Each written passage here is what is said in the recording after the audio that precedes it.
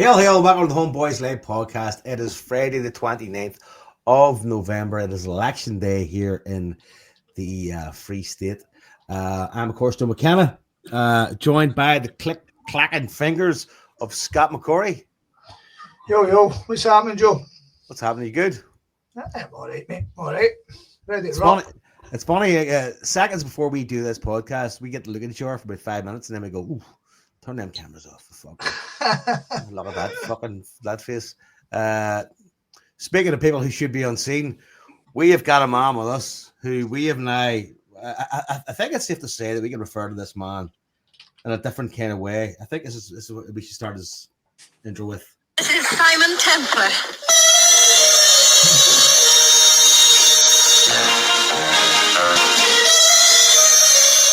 The man we're now referring to as a saint, Mr. Liam Power. I'm glad you said what that was. I had no idea at all. So. Who knows what he's doing? Who knows where he is? The man is in the wind, but here he is back with us. Just don't fucking mention it. No, just don't talk about it. Don't talk about Liam Club. Back on terra firma, mate. Back on terra firma. Let's leave it at that. That's all that needs to be said. That's all. You know what? Too much has been said. I'm already closing the windows. Well, how you keep, brother? Good. I'm good, Joseph. I'm good. Glad to be back. I can be slagged off to my face now rather than while I'm off the show. So we don't say it behind your back. I listen to it all. Remember, I've got it all written down in my little book. It's written in the book. Fucking Rain Man is what we should call you, book. You don't need a fucking book. Everything's fucking in that Rolodex mind of yours. All noted. Speaking of a man who was cold last week, but now how's things played out? Are we in heat this week? Jay, I don't mean horny. Did I not tell you mid-show, Linda? And did that suss it? I don't know. It must have been the pipe must have been frozen or something. And I don't know. It's been working ever since. So there you go.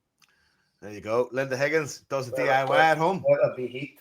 Let there be heat, Candy. So we are back. I'm all right, Joe, by the way. I can always tell by your demeanor you're all right. You know what I mean? I mean, it's kind of like it's not even a question. It's more of an assessment. You know what I mean? People meet you and they go like, "Is Jay all right?" And they go like, "Oh, he's all right." Even if he's not already, seems all right. You know what I mean? It's kind of listen.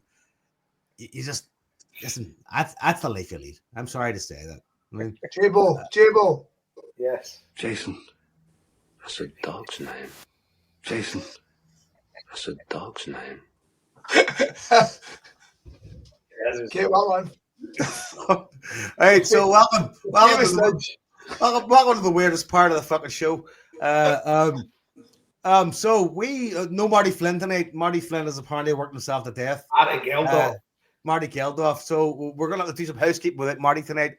But it needs to be said that housekeeping is, I mean, the Marty Geldof sale last week has had a phenomenal effect. I mean, we are now, I'd say, I'm looking at it right now, £145 off a $3,000 target. Now, that's 2 weeks. We've been pushing this 2 weeks. I think, Joe, it's gone over $2,000 since you did the show last week, to be honest with you. I think was it last week? It jumped from £950 last week to now what it is now. There you go. £1,900 since last week. Incredible. I mean, the generosity of people this time of year is amazing. I mean, when you go down some of the, like, I mean, not that I like to do this, but see when you go on and check it out, like some of the amounts people donate are kind of going like, fuck me. That's incredible. I mean, and you kind of want to shit people out, but you also don't want to fucking spend your time going fucking like, thank you. Like, it's just amazing. I mean, very humbling. And you know what one of the great things is? It makes the conversations that we have, I suppose, with people, you know, and the network that we kind of work in terms of the, you know, identifying families and people. It makes them a lot more real at this point, because you realize, okay, we've got something to work with here. We know what we can do. You know, we know what kind of limits. You set certain limits on what you can achieve and what you can kind of sort of promise to people when it comes to that sort of like working with people in those sort of sectors. But yeah, I mean, I'm astounded. And let us go through the praises, because the praises, I suppose, have expanded somewhat. Liam, do you want to come in there a wee bit, or?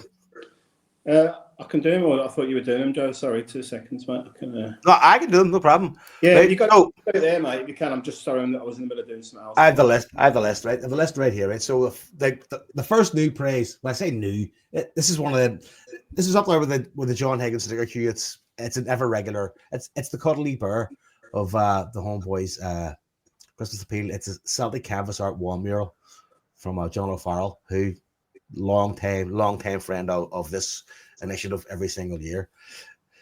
Next to that is the Raider Cup limited edition Elijah Craig official bourbon, which my sister gifted me. It's sitting behind me in this room again. If somebody doesn't get it soon, I'm gonna fucking neck the bastard, and that'll be the end of that.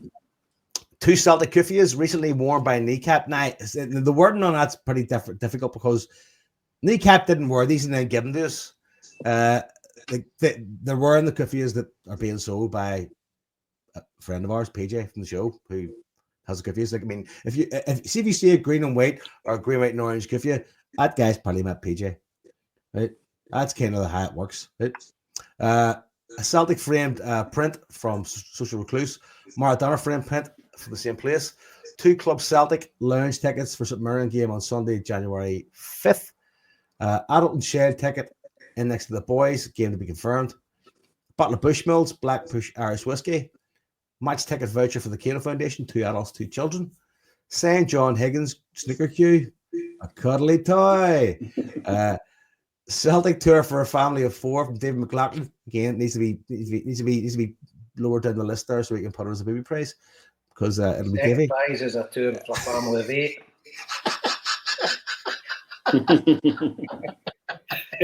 Baby prize is 2 David McLaughlin's. Davey will take that in the spirit of his fucking determined, then. That's a better guy. That's a better man who can take a bit of stick. Club 67 lounge tickets for 2 league games, £50 food and drinks voucher for the Admiral Woods pub. 3 TV subs. Men's Ray-Ban sunglasses and ladies' Ray-Ban sunglasses. And I think that's it. And then Joe, no, there is one more. There's one more. I did put it in the chat, but it's one of many messages that's completely ignored in there. So I will remind you of it. Mark from the Thornwood Bar, he's donating a selection of German beers and a bottle of Al Jimador tequila.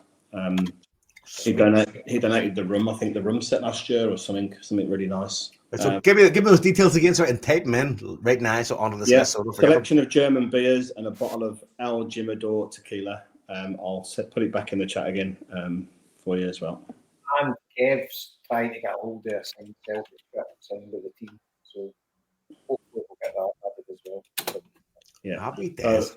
Lots of regular contributors are supporting us again, which is massively appreciated.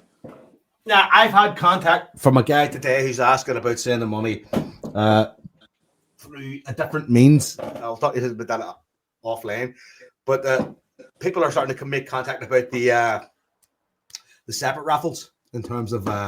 We'll get them launched early in the week if it just turns on. But I'll get a post up and we'll get the both of them. Yeah, because Jason, I've noticed that people have started donating now and quoting the handbag and stuff. Well, that's fine because then they'll just get added to that. That's absolutely fine. Yeah. So we'll sort that out. Now I've shown that handbag picture around to a few of the female type, and there's been a lot of questions about going like, "Can you fix this for me?" I'm like, "Fuck's sake, love."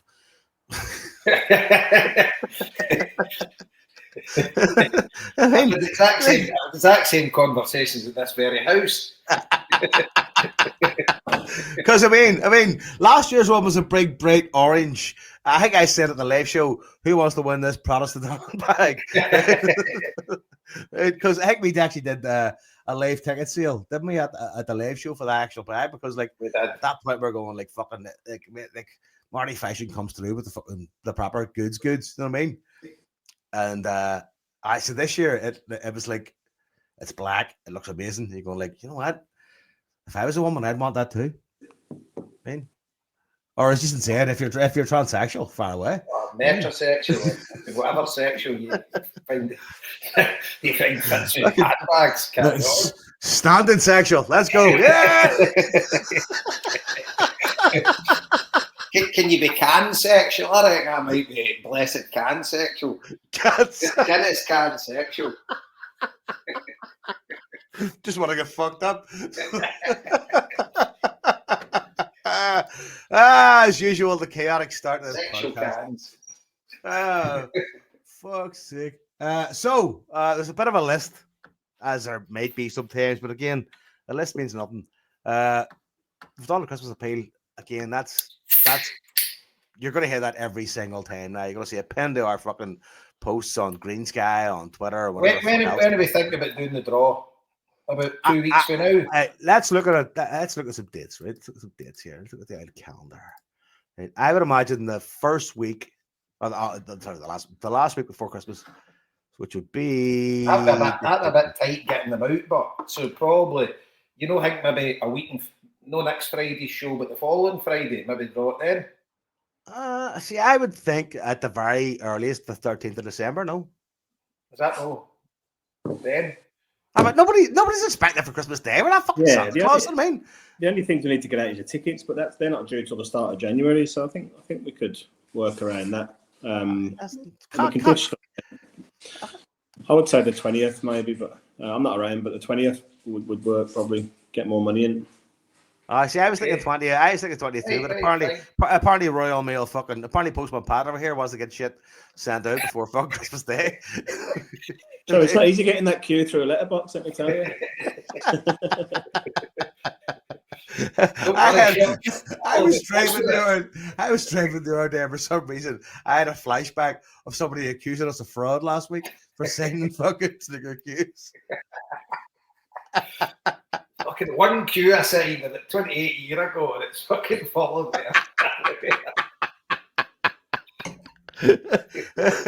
Haunted by the fraud.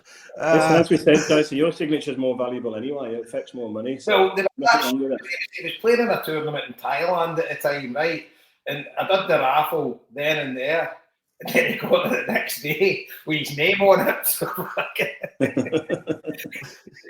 you look at it. Right. Let's talk though more about the fraudulent activities.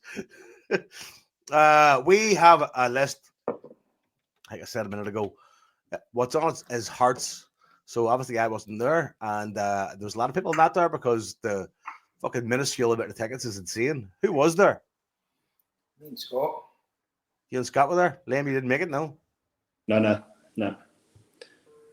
So, who wants to go first then and tell us about the one, the ticket situation, and two, what's it like going to that smaller section and fucking trying to have a match experience? Absolute shite. It's rubbish. But that's what it is. Scott, do you want to go first, mate? Aye. As Jason says, I mean, you can't compare it to the Ibrox bollocks. In fairness, I mean, it's a lot more relaxed. It's basically, as I say, it's the exact same Hearts experience, except for there's a thirties than usual, at fucking or even less.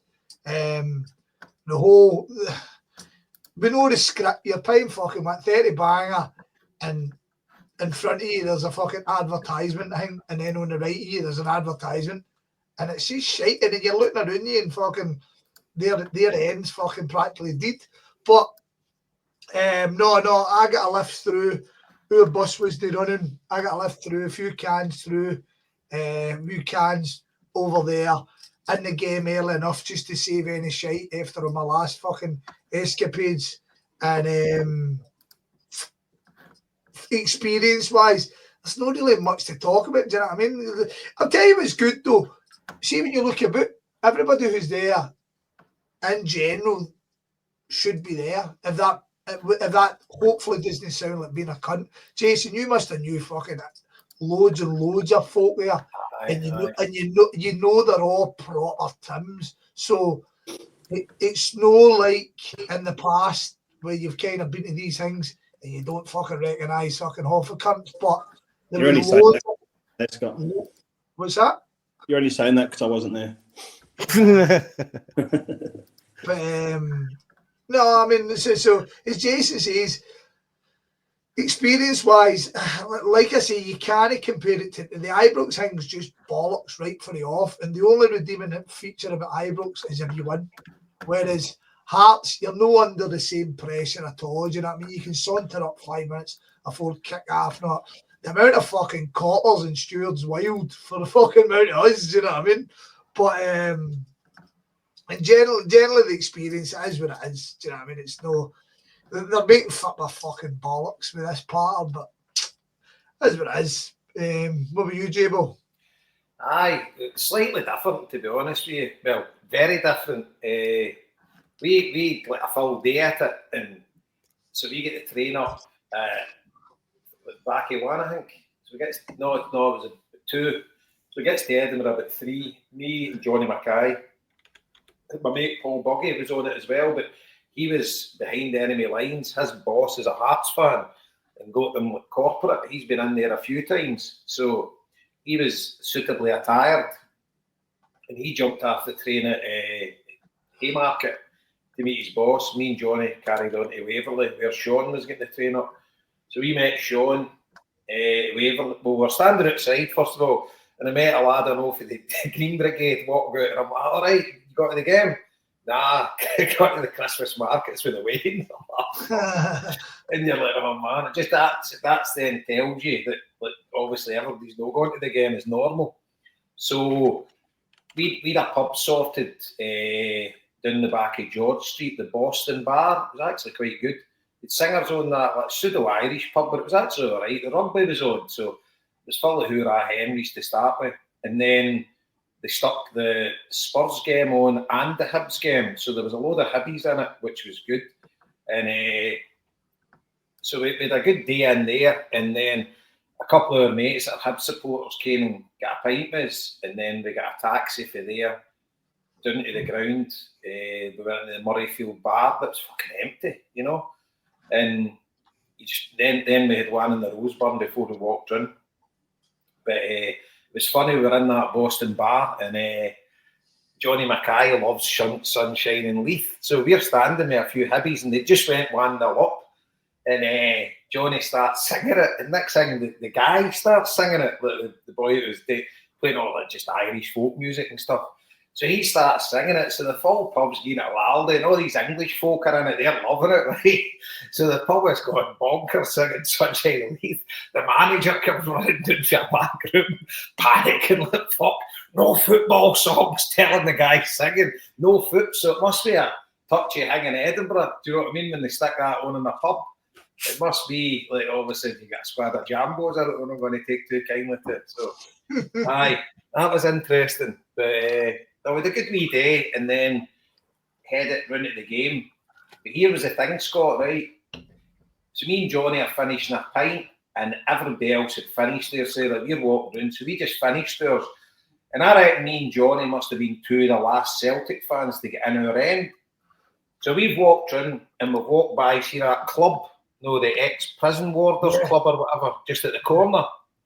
And they're all piling out. So me and Johnny are at the other side of the road, so they obviously clocked we're Celtic support. We didn't have any colours on, but they've obviously clocked that we're Celtic supporters.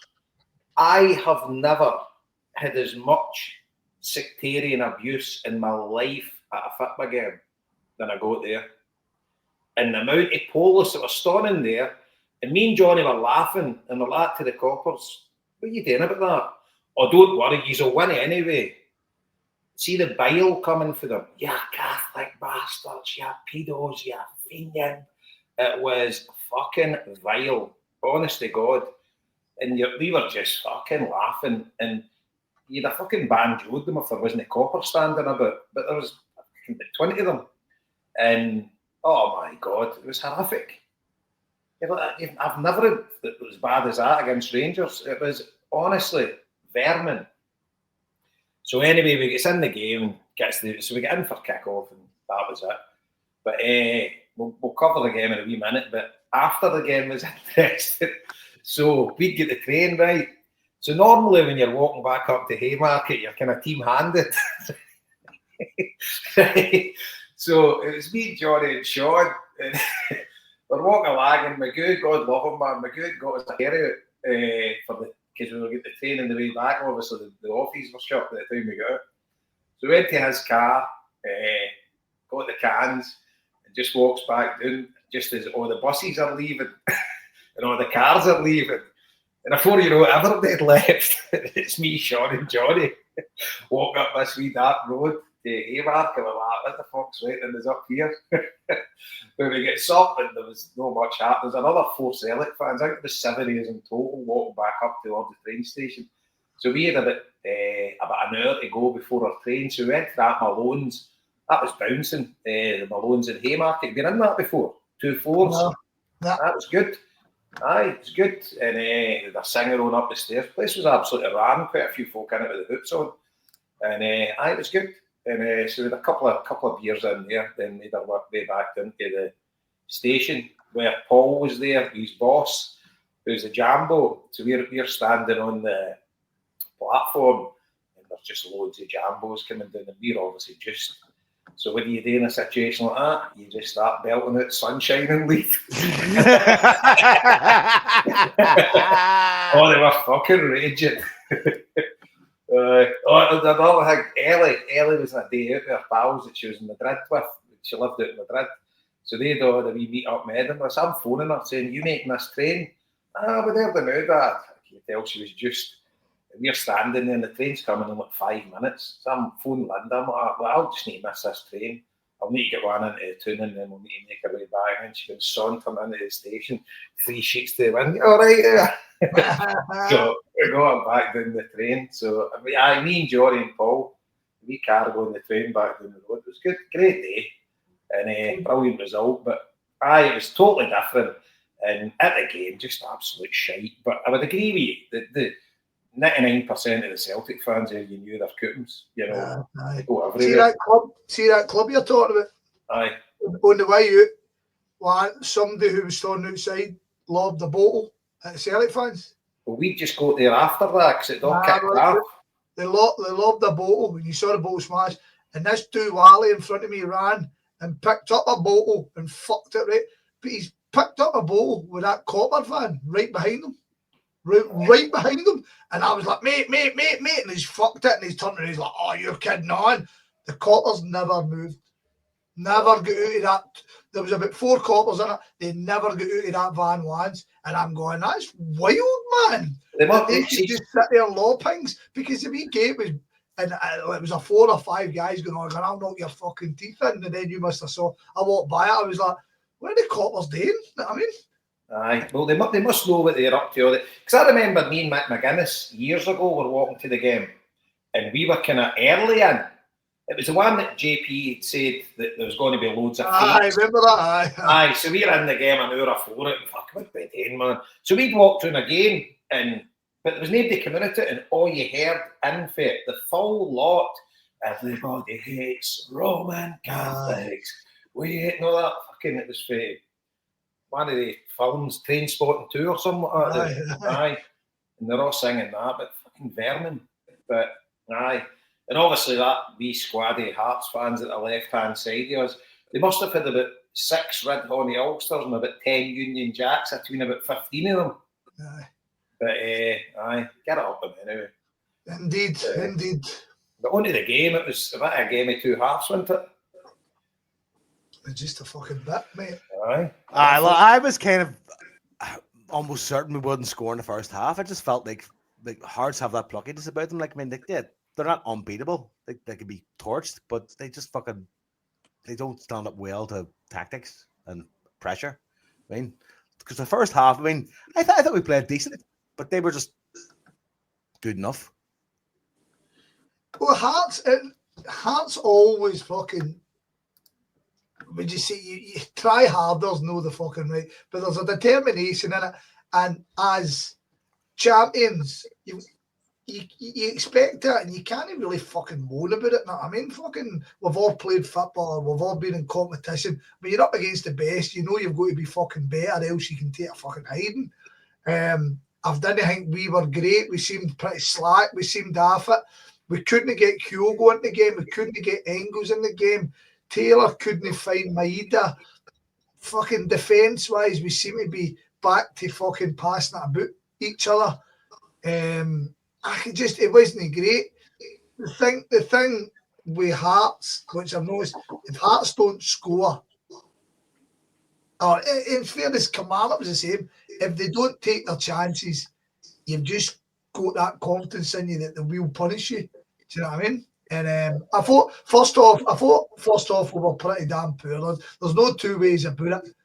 However good we were in the second half, we were equally bad in the first half because we've set ourselves fucking high standards. I don't know the real reason behind it. Rodgers came out and said something about how Hearts pressed and we couldn't break it. So maybe Hearts deserve a fair bit of credit. But then obviously second half we take and get all the credit for fucking coming out. I didn't think there was going to be five goals in that game. No, not at half time. And as I say, Shankland's went right after Boyle. His overall play was decent, but he just couldn't hit a coup in the arse with a shovel now. But they had a good couple of chances that they sick that they dispatched with a couple of them. And we were kind of poor in the midfield in the first half. Engels, I suppose we'll get to him. And I mean, he's a young boy, but Rodgers is persistent in playing him. And again, midweek and all. And I understand that you've paid the big fee for him, and I'm sure he will come good. You know, I'm not panicking or anything like that, but you should be playing in merit. And Paolo Bernardo definitely deserves the starting berth for me. But that aside, I just thought we were kind of off it in the first half, but by God, we came out in the second half, and I thought Celtic were brilliant. Goal for Kuhn. I don't know about you, Scott, where I was sitting, I looked as if it hit the side netting. I couldn't believe it was in the goal. And then Big Ida, I know people, you've heard me murmurs, folks saying like he's no good enough and that. What a player he is to come off the bench. And obviously Kyogo getting the goal, doing what he does, penalty box. Well, let's hear what Joe and Hingy say before we start getting into kind of individuals. Well, see, I thought like when the first half wasn't great. I think Hearts at times in that game were surprised by how well they were playing. I think they're one of those teams that seem like, fuck, we could do this, but they can't really finish the job. There's kind of a guts thing about it. But see, the first goal we scored was almost kind of a gimme, sort of. I mean, ball bounces around, Kyogo's onside, he gets two chances, and it's in. Kuhn's goal, different level. Fucking, I mean, again, just from where you were sitting, I'm sure it looked like he'd hit the side netting, but the gap he got it into was amazing. Right. So, and see from there, then your confidence is up. You're like, fuck it, this is going to go well. Again, I didn't see 5 goals either, but it was really, really comforting and really, really motivating to see them just like change a game. I mean, because how many games have you seen when a shit first half is followed up by a kind of lukewarm second half? I mean, or a desperate second half. That didn't seem desperate. It seemed controlled. I mean, and that's kind of where the confidence comes from, because it seemed like they're going at halftime and then come back out going, right, well, now we need to do what we know we can do. And that's how it worked out. Yeah, I think it's fair, Joe. I think I'd agree with what you've said. It was a poor first half. We just looked a bit off the pace. Hatate was kind of our main player with the ball, but he was hopeless in the first half. Engels, if we hadn't have had a corner in the first half, I would not have even known he was playing in the game at all. I think that's the only time I saw him touch the ball. But everyone was off it, and we will get to Engels because it's definitely worth talking about. But there was no one really. Maeda was kind of probing a little bit, but in terms of quality, it was pretty poor. I was in the pub watching it, so the thing that stood out for me in the first half was how often they exploited us down our right-hand side, which is arguably our strongest part. Well, one of our strongest parts of the pitch. How good Johnson is and Kuhn as well, but they got loads of joy. Like with the fullback overlapping and whatever, they got in behind us 3 or 4 times in that first half. So it was a bit of a concerning display from our perspective, but you were never overly concerned that Hearts had too much about them. Like you said, Shankland so far off the boil now, it's ridiculous. So I think it's pretty inevitable where he's going to end up shortly. But yeah, I thought the game was poor first half. Juniors. Yeah, Yeah. Less trouble for Jason to abuse him, so that'll be good. It wasn't helped by the atmosphere as well. I mean, you couldn't in the pub, you couldn't hear it very well, just in general. But there's so many empty seats. It was it was pretty embarrassing actually for a prime time 8 o'clock Saturday night. It should have been set up perfectly for it, but yeah, the way they put all that paneling or whatever it is, or signs around the away end as well, they actually take up more seats putting those big flag or drapes across than they do in terms of what they give us. It's an embarrassment for our game, to be honest with you. So the atmosphere wasn't great either. But then second half, I call those drapes Ronnie Daley's because they remind me of the Ronnie Daley era at Saltley Park. See, it's a shame. It's a shame. See if you have those. Something's wrong. Yeah, it's poor. It's a really poor spectacle and a poor, it doesn't reflect well on us at all. But, once we stepped it up in the second half, there was never really any danger. I didn't see a 4-1 coming. I thought we'd get a couple and put it to bed. But once we'd kind of stepped it up a little bit and, got a little bit fortunate with the goal. But like Roger just said, the first goal, but, it's because we're pressing, we're being much more adventurous. And, Kyogo does what he does with those sort of chances. He probably should have scored before that as well. Kuhn had in his bit of quality, a fantastic finish when he got his goal. And then Ida seemed a bit more back on form again, coming on and getting his couple of goals as well.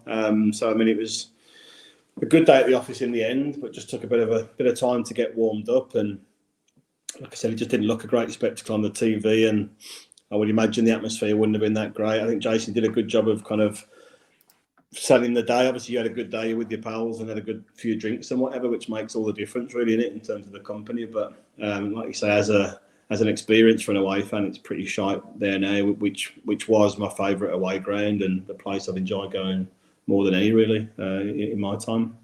Oh no, it's absolute shite. There's no dressing it up at all. It's just terrible. And you feel terrible for there's guys full of Celtic week in, week out and go everywhere that didn't have a sniff of a ticket. And the ironic thing is, we ended up with a spare before the game. Just situation happened, and the good thing was it was Marty Fashion's brother that was with me, and it was his mate that got it. So it went to a good Tim that goes everywhere.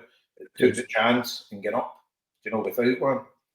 So he got it.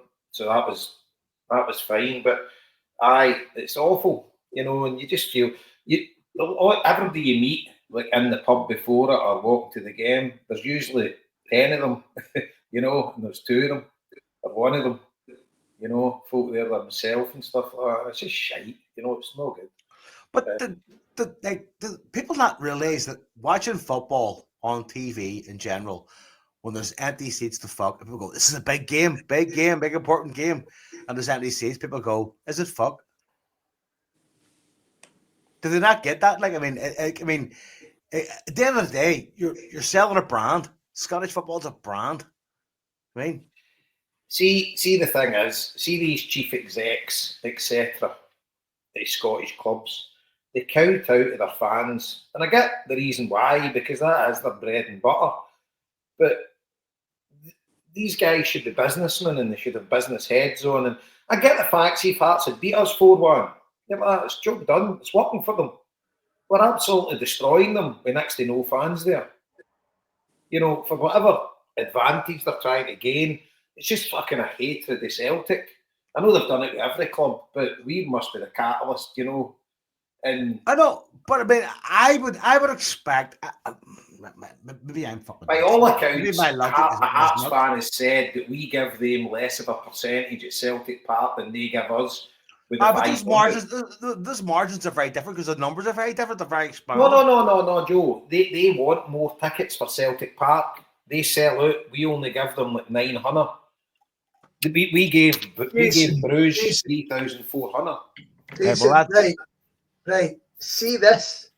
Right. Angela Forbes told us that the only club who regularly asked for more tickets Aberdeen. were Aberdeen. Hearts fluctuated so much to the point. Do you remember I'd done a podcast with a load of away fans? And Liam, I think you put me onto a fella that you worked with. Remember the Yeah. old fella? Well, he was his friend. Yeah, it wasn't the one I worked with. Right, He passed well, him on, yeah. he said on that podcast that getting tickets for Parkhead was really, really easy because we never ever sell all the tickets we get. So see your mate or the guy you know, Yeah.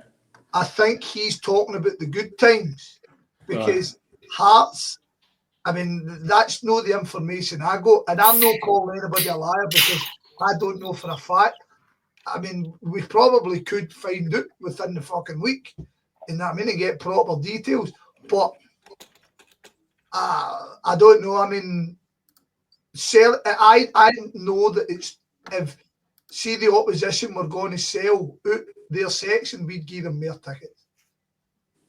I don't think we're giving them minimum. I don't think we're giving everybody 600 for it because how many times have we gave that section and it's half empty? Do you know what I mean? I know, but the narrative seems to be that it's tit for tat at this point. Does it not?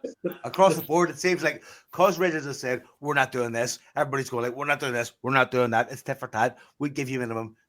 It seems like it's a fucking war, and everybody loses. Everybody loses. Like everybody loses money. Everybody loses fucking tickets, and you go like, well, where does this serve anybody's agenda at any point?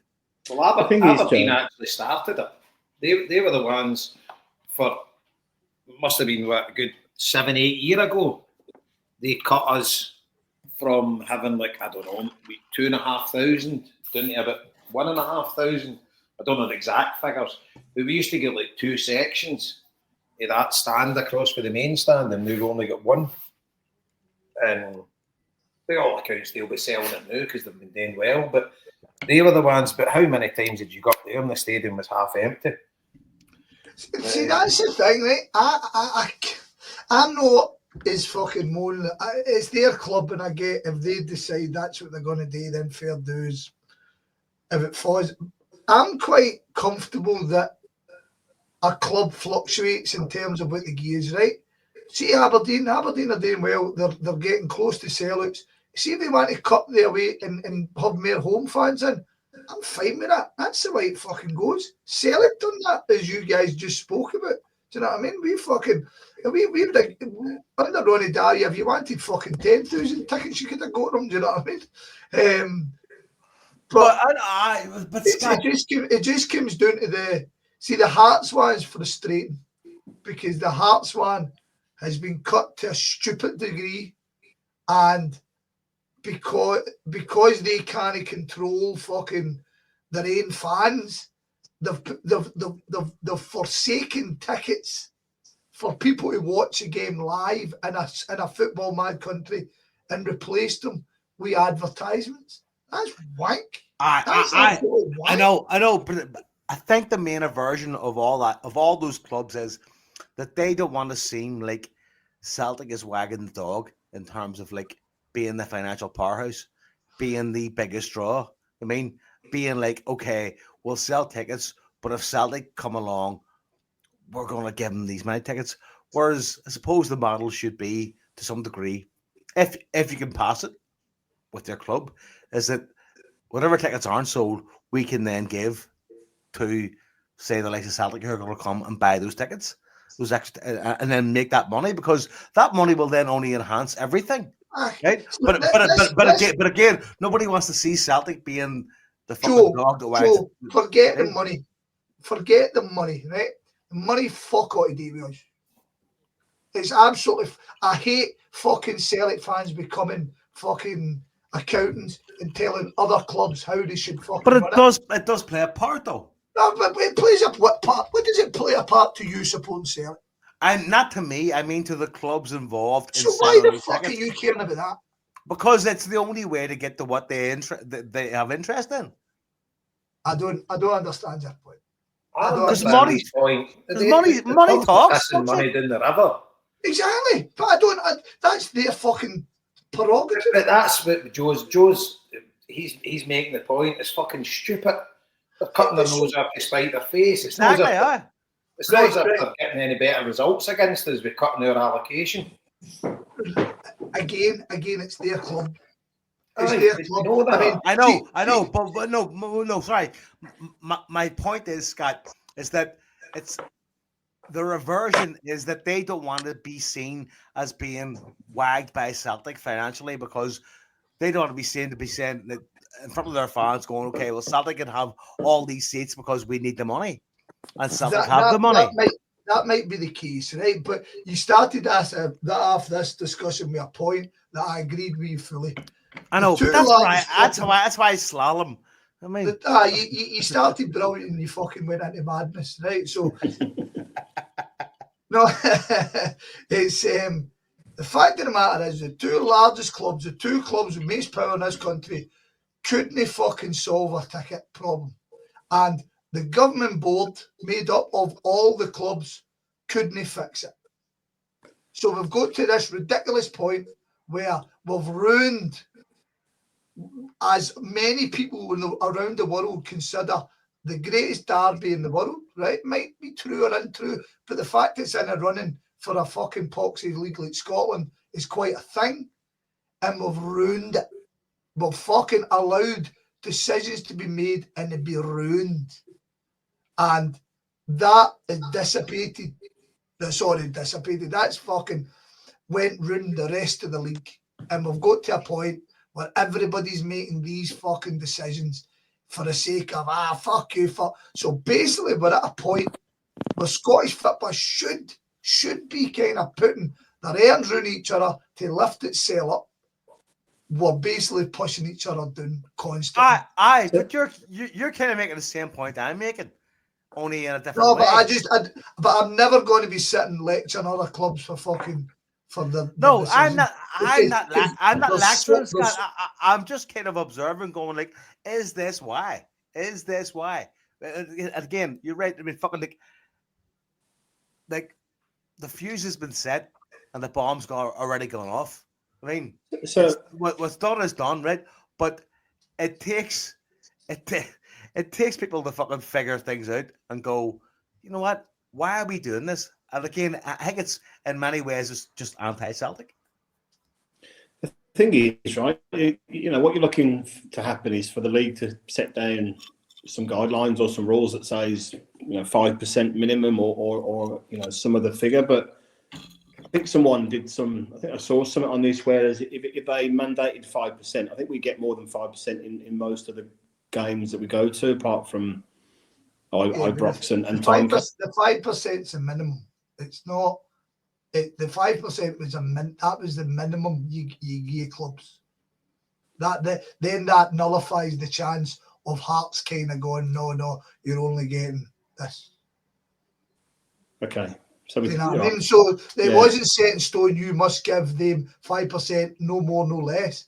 It was 5% minimum. That's what people are looking for. But the problem being, Liam, is the people who run our league aren't independent people. It's not the SFA run our league. It's basically the same clubs who are making this decision.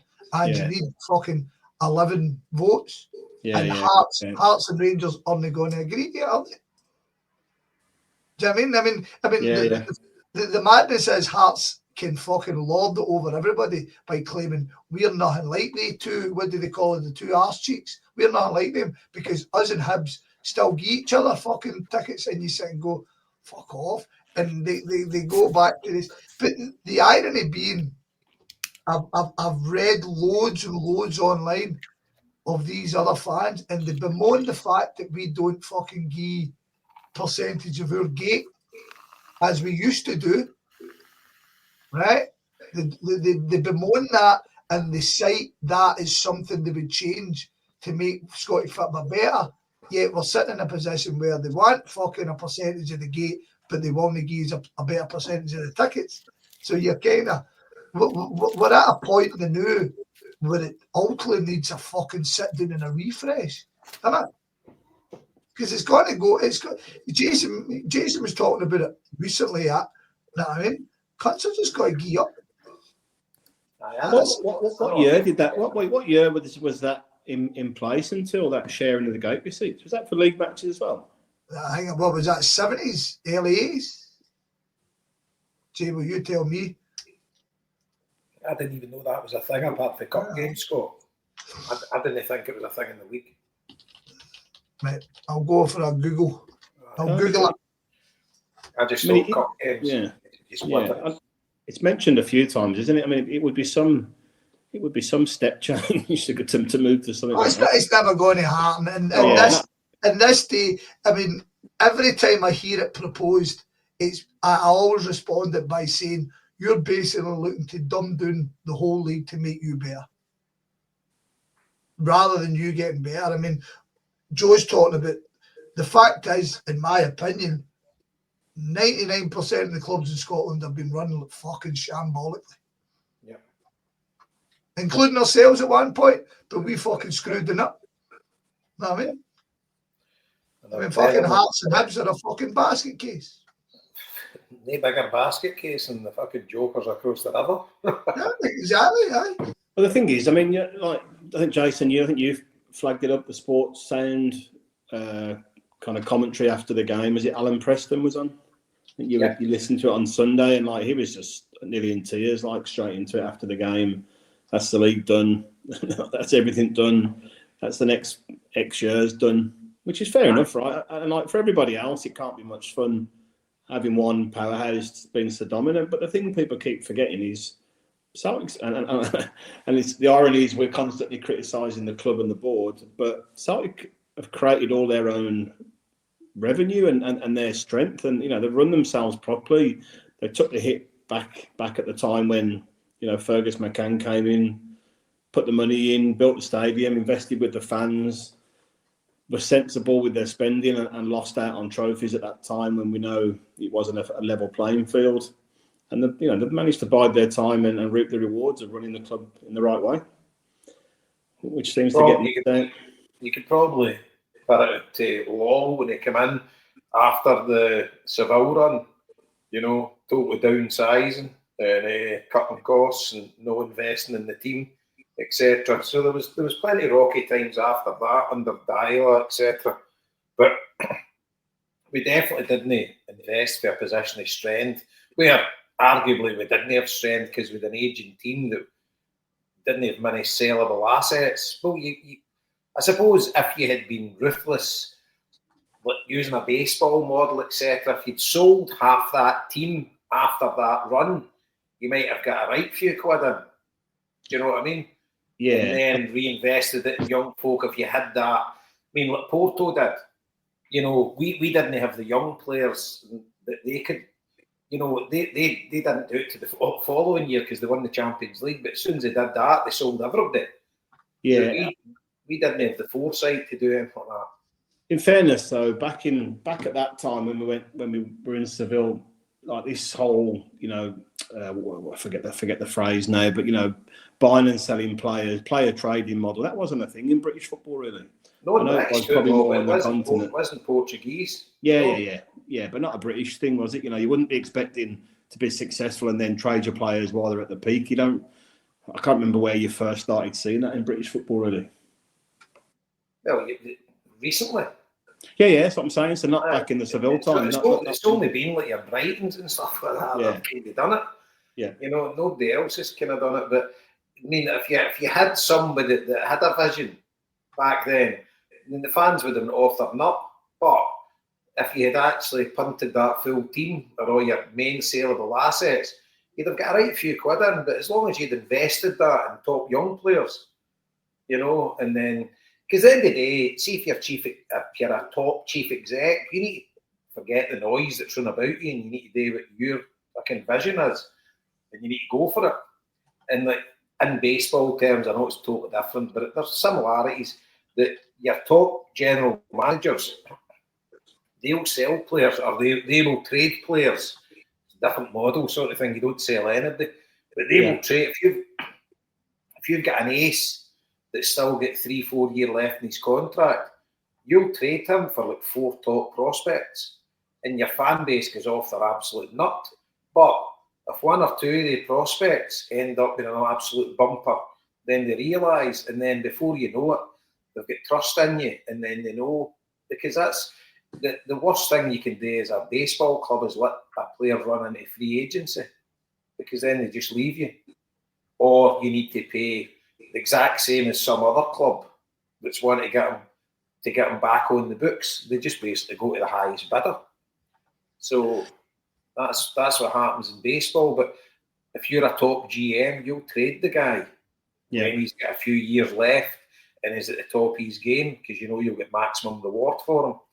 And in football terms, fucking you look at the basket case across the river. I mean, with Morelos and Ryan Kent, they had maybe 17 million quid or whatever that they could have got for the two of them, but they didn't do it. Lennon, the year that we were going for 10 in a row, if he'd punt it, you know, French Eddie, etc., the fans would have been off their nut, but it would have been the right thing to do in hindsight. But nobody's wanting to take the wrath of the fans, but you need to have somebody that's got a strong backbone and they know that's the best thing for the club. Because if you've got a player and you're keeping him and he doesn't want to stay, there's nothing good will ever come of that. You know? And if somebody's got their eyes on another step in their career and you're saying, no, we're not letting you go, fucking going to down tools, or they're not going to do it. So you need to, I think top general managers or chief execs or whatever, they're the ones that don't listen to fans and do what they think's best for the club. And so what under the bridge do, but it's something we should think about, you know. But the thing is, I mean, there is a wider discussion, you know, around not the future of Scottish football, but where's this going to end up? Because, you know, we're not slowing up anytime soon, are we? So nothing's getting better for any of the other clubs in that regard. And the ticket situation's getting worse and worse and worse for us as, you know, away support. And I agree with Scott to a degree. You can't just be like, well, give us more, let us in. You know, that it's sensible to say sell more seats, put more money in the game. That's absolutely 100% spot on. But it's not just as simple as to say shove you all up and let us into 2 or 3 of the stands like we used to. But and the thing is, Celtic aren't going to do anything to help their away support. Yeah, they're quite happy us getting shite away supports. You know, it's less hassle for them. They're not going to like say to away fans coming to Celtic Park, right, to entice you in. They did do it once with Kilmarnock. I mean, maybe, I don't know, 7-8 years ago. Remember they gave Kilmarnock 2 for 1. Yeah, and they brought like double the away support. You know, Celtic with all the money in the bank, why don't they put an olive branch out and say to every away team in Scotland, right, £15 away tickets to Celtic Park. You know, you sell more pies, you'll sell more programmes, you'll fill in the stadium. Why don't you? You know, and then it gives it leverage for us. You can say to them, well, look what we do to your fans when they come to us, start treating our fans better. And you never know. But it would take a monumental change of mindset for Celtic to do something, and I don't ever think they will. But I would love to see it. Totally agree. We've said it on here multiple times, haven't we? You know, just be the leaders in the game up here. Aye, because say Celtic's playing Kilmarnock, Celtic's playing Motherwell. It's only fucking 40 minutes along the road for them, right? If you say to them, 15 quid a ticket, loads of them would bring their kids. And say, Mum, we'll go to Celtic Park for the day, go and see your team. Yeah. And we all want full away ends at Celtic Park. You know, we're going to go to the game tomorrow, and there's going to be 8 Ross County fans. I don't. You could tell them they're getting for free, and they still wouldn't bring money. You know, but they are an outlier. But every other team, if you say to Hibs, if you say to Hearts, if you say to Motherwell, you say to Kilmarnock, St Mirren, you know, possibly the 2 Dundee clubs, Dundee United, definitely, Aberdeen 100%. Dundee, they've done well this season. You know, if you made it them 15 quid a ticket, I'm sure you would double what they would bring, and you'd fill that away end. Yeah, we'll come on to the Bruges fans, I'm sure, at some point. But it was great having such a full end. You know what I mean? Not that they were that boisterous. I didn't think. Not you know better, Jason, being down that side. But It's always good seeing the numbers like that. Aye, definitely. I was buzzing for the game. I thought that they'd been right raucous and that. They were absolute shite. Yeah. Total shite away support. Good numbers. But nah. Right. Can I interrupt you 2 seconds, boys? Right. Yeah. So this is a quote I've got, but I can't really find out where the quote's coming from. It's quoted on a Hearts website, but I don't know. I'm still trying. By the way, I've found another thing which I've sent to you in due course, which is mega interesting from 1980. So in 1980, Scottish League clubs. In 1980, Scottish League clubs voted 26-11. Everyone got a vote in those days, not just the Big 12, to allow home clubs to keep their entire home gate. That I suggest was the starting point for the big clubs to get bigger and the rest to gradually wither on the vine. Campbell Ogilvie, who was then Rangers secretary, stated in the Rangers versus Hearts programme on the 11th of August 1980, instead of being tied under rules to paying visiting clubs 50% of the minimum admission price, Rangers and many other clubs will now be able to put the cash to good use. So there you go. So according to that, then prior to 1980, whatever. So that maybe makes sense why Celtic would only say there was 18,000 again. 100%. and that really ties in with what I think. So a fun 1980. The Scotsman newspaper commissioned an in-depth survey on the state of the game entitled Scottish Football, the Pride and Poverty. And some guys fucking PDF the whole shebang, the whole fucking document thing. So I'm just reading wee bits of here. It's I cannot believe I wasn't aware of this, if this is actually a fact. Aye. So what they're saying is, so the minimum admission, right? So I remember when I was a kid, I would get lifted out, right? So when I first started having to pay in the child gate, it was 50 pence. So does that mean are you talking about the lowest adult admission or the lowest? I don't know. That's just a quote a fun, mate. Right. So say for instance it was the lowest admission, right? So I would have been 50 pence. Obviously it was cheaper gone years before then. But say I had 50 pence and you had 20,000 a crowd. So Celtic were given St Mirren that 10,000 quid. Aye. When we played at home against them. Mad, innit? See this thing I'm reading for 1980, I'm kind of skimming through it. Basically, the Huns' profit all came through their fucking lottery. Oh, they used to have one of the biggest lotteries in Britain. That's all they're going on about, is that's where their big profit's coming from. I remember that. They used to have one of the biggest, because there was no lottery, there was no national lottery. Right. Hugh Adams was the guy, yeah. They used to have one of the biggest lotteries in Britain. He was the one, Hugh Adam. Was he not the one that kind of... He was the one that said Rangers won a big club. Yeah. That's the boy. So see, for my benefit, see in the 80s, what would the kind of attendances have been across the league? Take away the big games, but just your general league games. See, interestingly, right, see when you say this, right, no, this is me nostalgia. So, as I've said before, I was at a Celtic Dundee game. It was the year that Dundee United won the league, 1984, and it was the last game of the season. And something in my head tells me it was a Thursday night, but I might have been wrong. I haven't spoke to somebody, I don't know, but it was absolutely scorching. And it was the last home game of the season, and we were sitting down in the steps of the jungle watching the game. Right, it was boiling, and I think the crowd was like 5,500. Yeah. But your average attendance at Celtic Park, obviously you'll be able to see it for the starts, right? But the Rangers game would scoot and whatever. But your average attendance, Liam, would have been roughly like 20,000. Well, that's exactly why I asked, because every time you look at the coverage, it always looks half empty. Aye, it would have been at 20,000. So, and see the ironic thing, right? So Scott, it's probably no that big a deal half in the crowd, because you would go to Easter Road and the crowd would be 17,000. That's where I was coming from, yeah. You would go to Tynecastle and it'd be 20,000. Yep. You know, so Motherwell would have 20,000 when we played there. No, I agree with you. I mean, but that's always the big thing that's cited as a problem, huh? It basically comes down to the fact is they don't fill their grounds.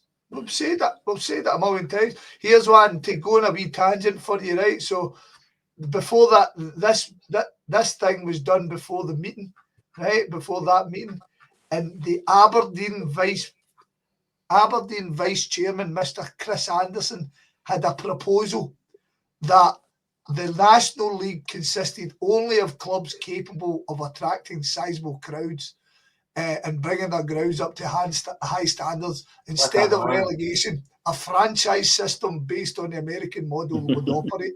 Fucking hell, in the 1980s, Aberdeen. Wild, man. Because mind that came out of the stipulation for getting into the Scottish Premier League, and you were laughing at me. The man after my own heart. By the way, Joe just posted there. Just a big thanks to all the listeners. That's us at £3,000. Incredible. Aye. And by the way, we've still got 1,700 for last year. Yeah. So this is looking at definitely a £5,000. Yeah. Well, and we didn't do a live show. I know. We'll do what we always do, obviously, and we'll increase the target now. Now we've hit it. And just keep putting it up. But we're not even in December yet either. Amazing. But that's really, really interesting, Scott. And it gets me totally thinking. But it's...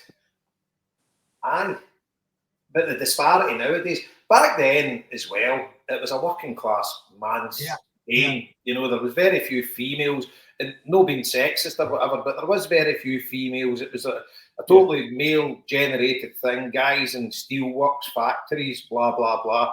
And it was pennies to get in the game, you know, a couple of quid. And the cost of living, everybody was living in a council house. You didn't have to worry about fucking getting paid off your work, your rent would get paid, etc. And it was just escapism for people at the weekend. You know, there wasn't nowadays fucking you need an extra mortgage to follow a football team.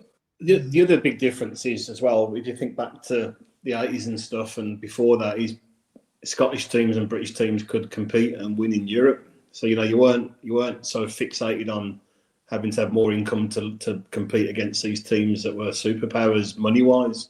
So that was much less of an issue. Whereas today, how could we realistically give up half of our supporters' income and then compete in the Champions League or other things? So it's a different Champions League, it's a different kind of landscape, isn't it? Really. Yeah, and the thing is, if we played an English team, it was a 50-50 game. You know, when we lost to Nottingham Forest in Europe, we would have been kind of favourites at the home game. Do you know what I mean? Like, what year was that again, Jason? What year was that game? That would have been 82. 82. They'd won 2 European Cups. Well, that's exactly why I asked. Yeah, so Villa won it in 82. 83, 84. Because it wasn't the European Cup, wasn't it? No, was it the Cup Winners' Cup or was it the UEFA Cup? Yeah. UEFA.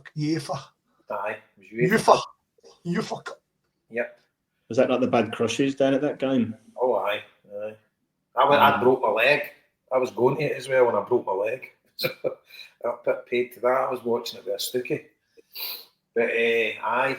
So you know, we would have been fancying ourselves to beat them. You know, and they'd fucking no long won the European Cup. And aye. I remember I went Danny McGrain's testimonial at Celtic Park. My dad took us and we were in the main stand. And I mean, total sellout. And you'd maybe, I don't know, like 500 Man United fans had made the journey up. And they didn't even have a section. They'd all been mixed in the Rangers end, some of them in the main stand, etc. And the atmosphere was absolutely electric, you know, for a testimonial. You know, a night game at Celtic Park, I don't know what the crowd, you'd be able to Google it, but there must have been 60,000 at it. You know, Danny McGrain's testimonial. And you look at the big nights, and look, I can mind playing Dynamo Kiev in the European Cup, the Celtic end, you could hardly breathe. It was that busy. And just like, you think the vastness of the crowd, but it was like pennies to get in. You know, it just was dead cheap, dead affordable. You know, it wasn't like, you didn't get many folks saying, how can you go, I'm skinned, I can't go to the game? You know, because it didn't cost you much. And it was affordable. And they were the days. And just while we're on that kind of segue, just to finish off, obviously on the reverse side of that, what you're seeing down in England now is... Well, Everton today, Jebo. That thing you put in the chat today, Everton. Season ticket prices. I only skimmed over that. Was that good news or bad news? Was it high? But on the group chats, there's folk cracking up and folk. You know, some of the tickets are like, some are like 500 odd, 600. Right. They've still got OAP kids ones at like 199. You know, then they've got junior tickets at 240, 250. So for that, but a lot of people's season tickets at the minute would be like 500 and they're jumping to like 700. Yeah. But what they're saying is it's like if you bought a house in Walton or you're buying a house in sort of a decent area of Liverpool, yeah. You know, that obviously the tickets are going to go up. I don't think they've been up astronomically. I still think it's all right. But if Everton plummet and start doing shite, they'll be playing a fucking half-empty stadium because when you're charging that extra amount of money, a lot of people don't have expendable cash. Yeah. Is that the gamble though, Jabo, for Everton? Is the gamble is like let's push it up a wee bit, and if we do really well at the stadium, let's keep pushing. Joe, you know that if Everton do well, if Everton have a good season and say like they're in there for 2 years and they have a really good season, then the prices will fucking shoot up. Yeah, that's a thing. I mean, it's not really a gamble; it's more of a strategy. Right? So I mean, my mates are no doubt. You know, it's like they've still got a massive hardcore local support. The vast majority of their support base is local. They've got very few tourists that come to see them. A lot of tourists don't even know there's two football teams in Liverpool when they come. You know, whereas that shower, half of their stadium is fucking tourists. My wee lad didn't know about Everton until I explained to him that Liverpool had a rival. Aye, exactly. Loads of kids in that won't. Don't. Yeah, you've just failed as a parent then, haven't you? That was years ago, fucking Scott. You know, it was years ago. But see, I never said you didn't get better. see the day that Everton, I hope it comes, but the day Everton gets successful and fucking start having fans flying in from India and stuff like that to watch them, fucking hell, my mates will go fucking nut. They will like.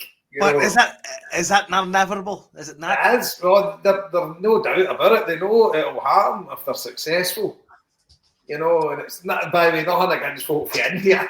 I just mean in general for Australia or wherever, you know, flying in that've got no connection to the city or no connection. There's plenty of Indians in Liverpool, I think, already. I mean, I think Liverpool's in danger. I just if they're flying into South Korea, right? Alaska. These Alaskan thugs coming in.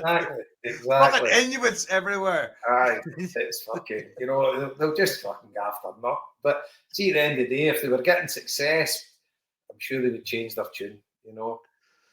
Aye, that's the two-sided sword, isn't it? I mean, you can have it all, but you can't have it all, can you? But see if Everton as a football club went down the road that Liverpool do and only sell half the stadium, well, they're not done it, you know, so they can't do it now because the full stadium's getting sold out to season ticket holders. So if they keep buying their season tickets, unless the club can refute their tickets to change the full model, which they wouldn't do, so they're going to be they're going to be sewn up.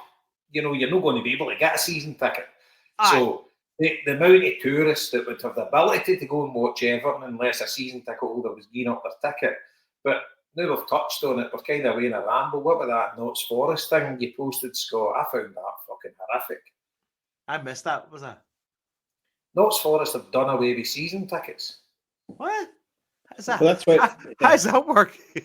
That's where I was starting from, Jason, about saying Tottenham have removed OAP tickets, and I think Man United are doing the same or similar to kids' tickets. But I didn't see that Forest thing either. So, what was that again? Tell us that. So basically, Notts Forest have removed season tickets. So everybody now are like a kind of member, and you get the opportunity to buy your ticket for every home game. So they need to pay 52 or 56 quid for every home game.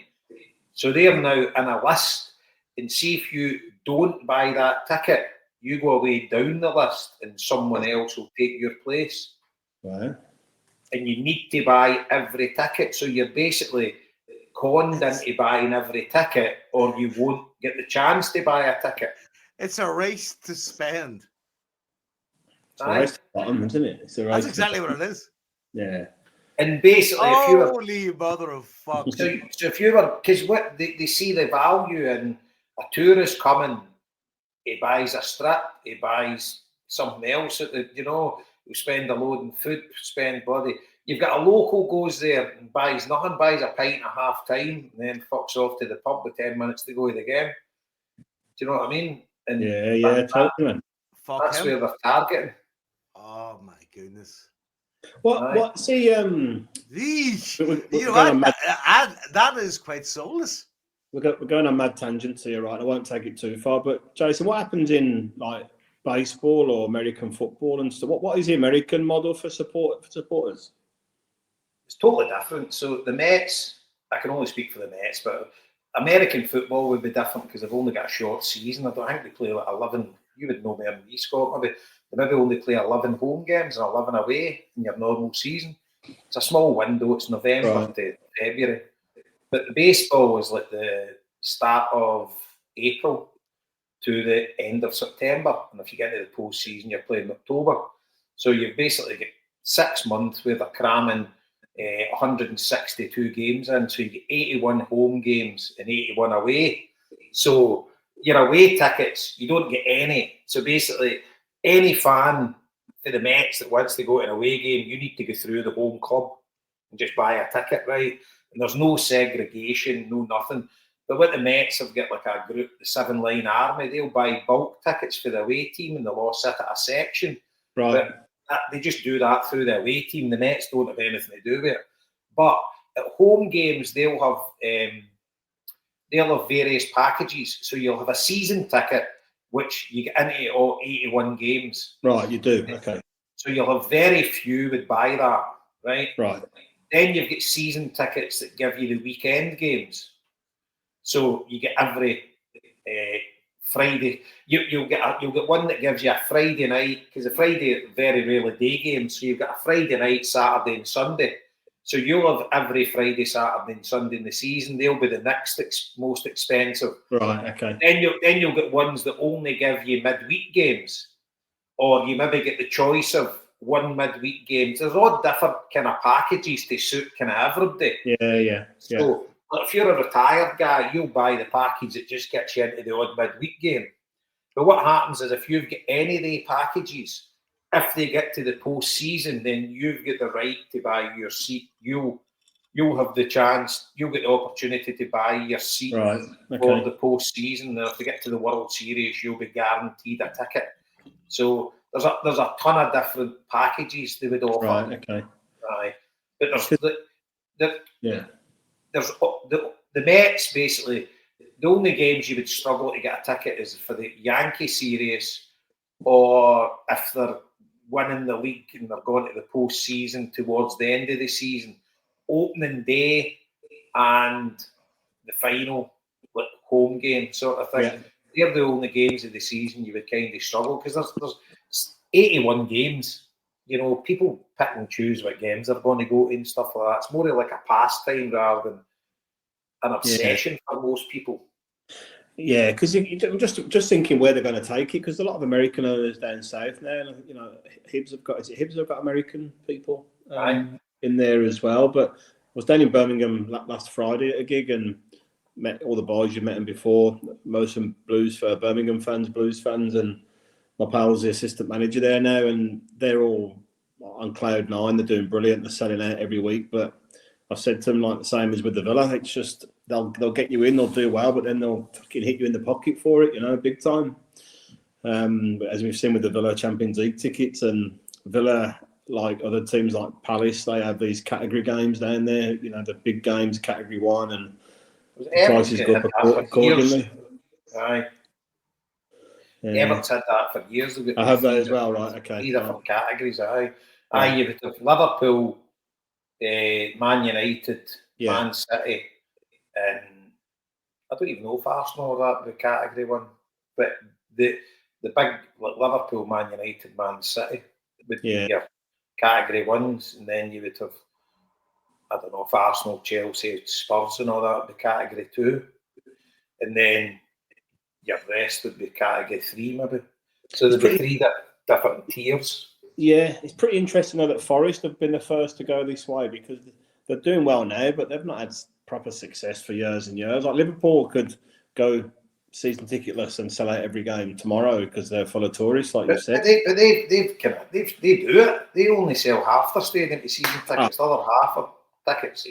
It's still half, and it's still what 25, 30. What I don't know what their attendance is. 25, 30,000 season tickets. If Forest are going with none, that's some step forward. Aye. Need to get old Johnny Owen back on and grill him. I know. I was thinking that. Ooh, Aye, it's just... do you think it would work? I don't know. I did speak to him recently, so it'd be I bet interesting. D-Boyle in the chat talking about the no Chinese because they're all up in the Highlands. Fucking Japanese, D. You need to listen there. Japanese, Okay, hell. Japanese. Fucking Come racist. on. I know. Have you not seen native wrestlers or wrestlers natives? Whatever the fuck it's called. I mean, the only time we talk about Chinese here is Harper gave us his knowledge that they're the only people in the world with pure black hair. Yeah. Do you know what? That was a strange one. We miss Harper. We do miss Harper. We do. The only nation in the world that's got black hair. Is the Chinese? No one else. Interesting. The words of the Blessed Reverend David Harper. But anyway.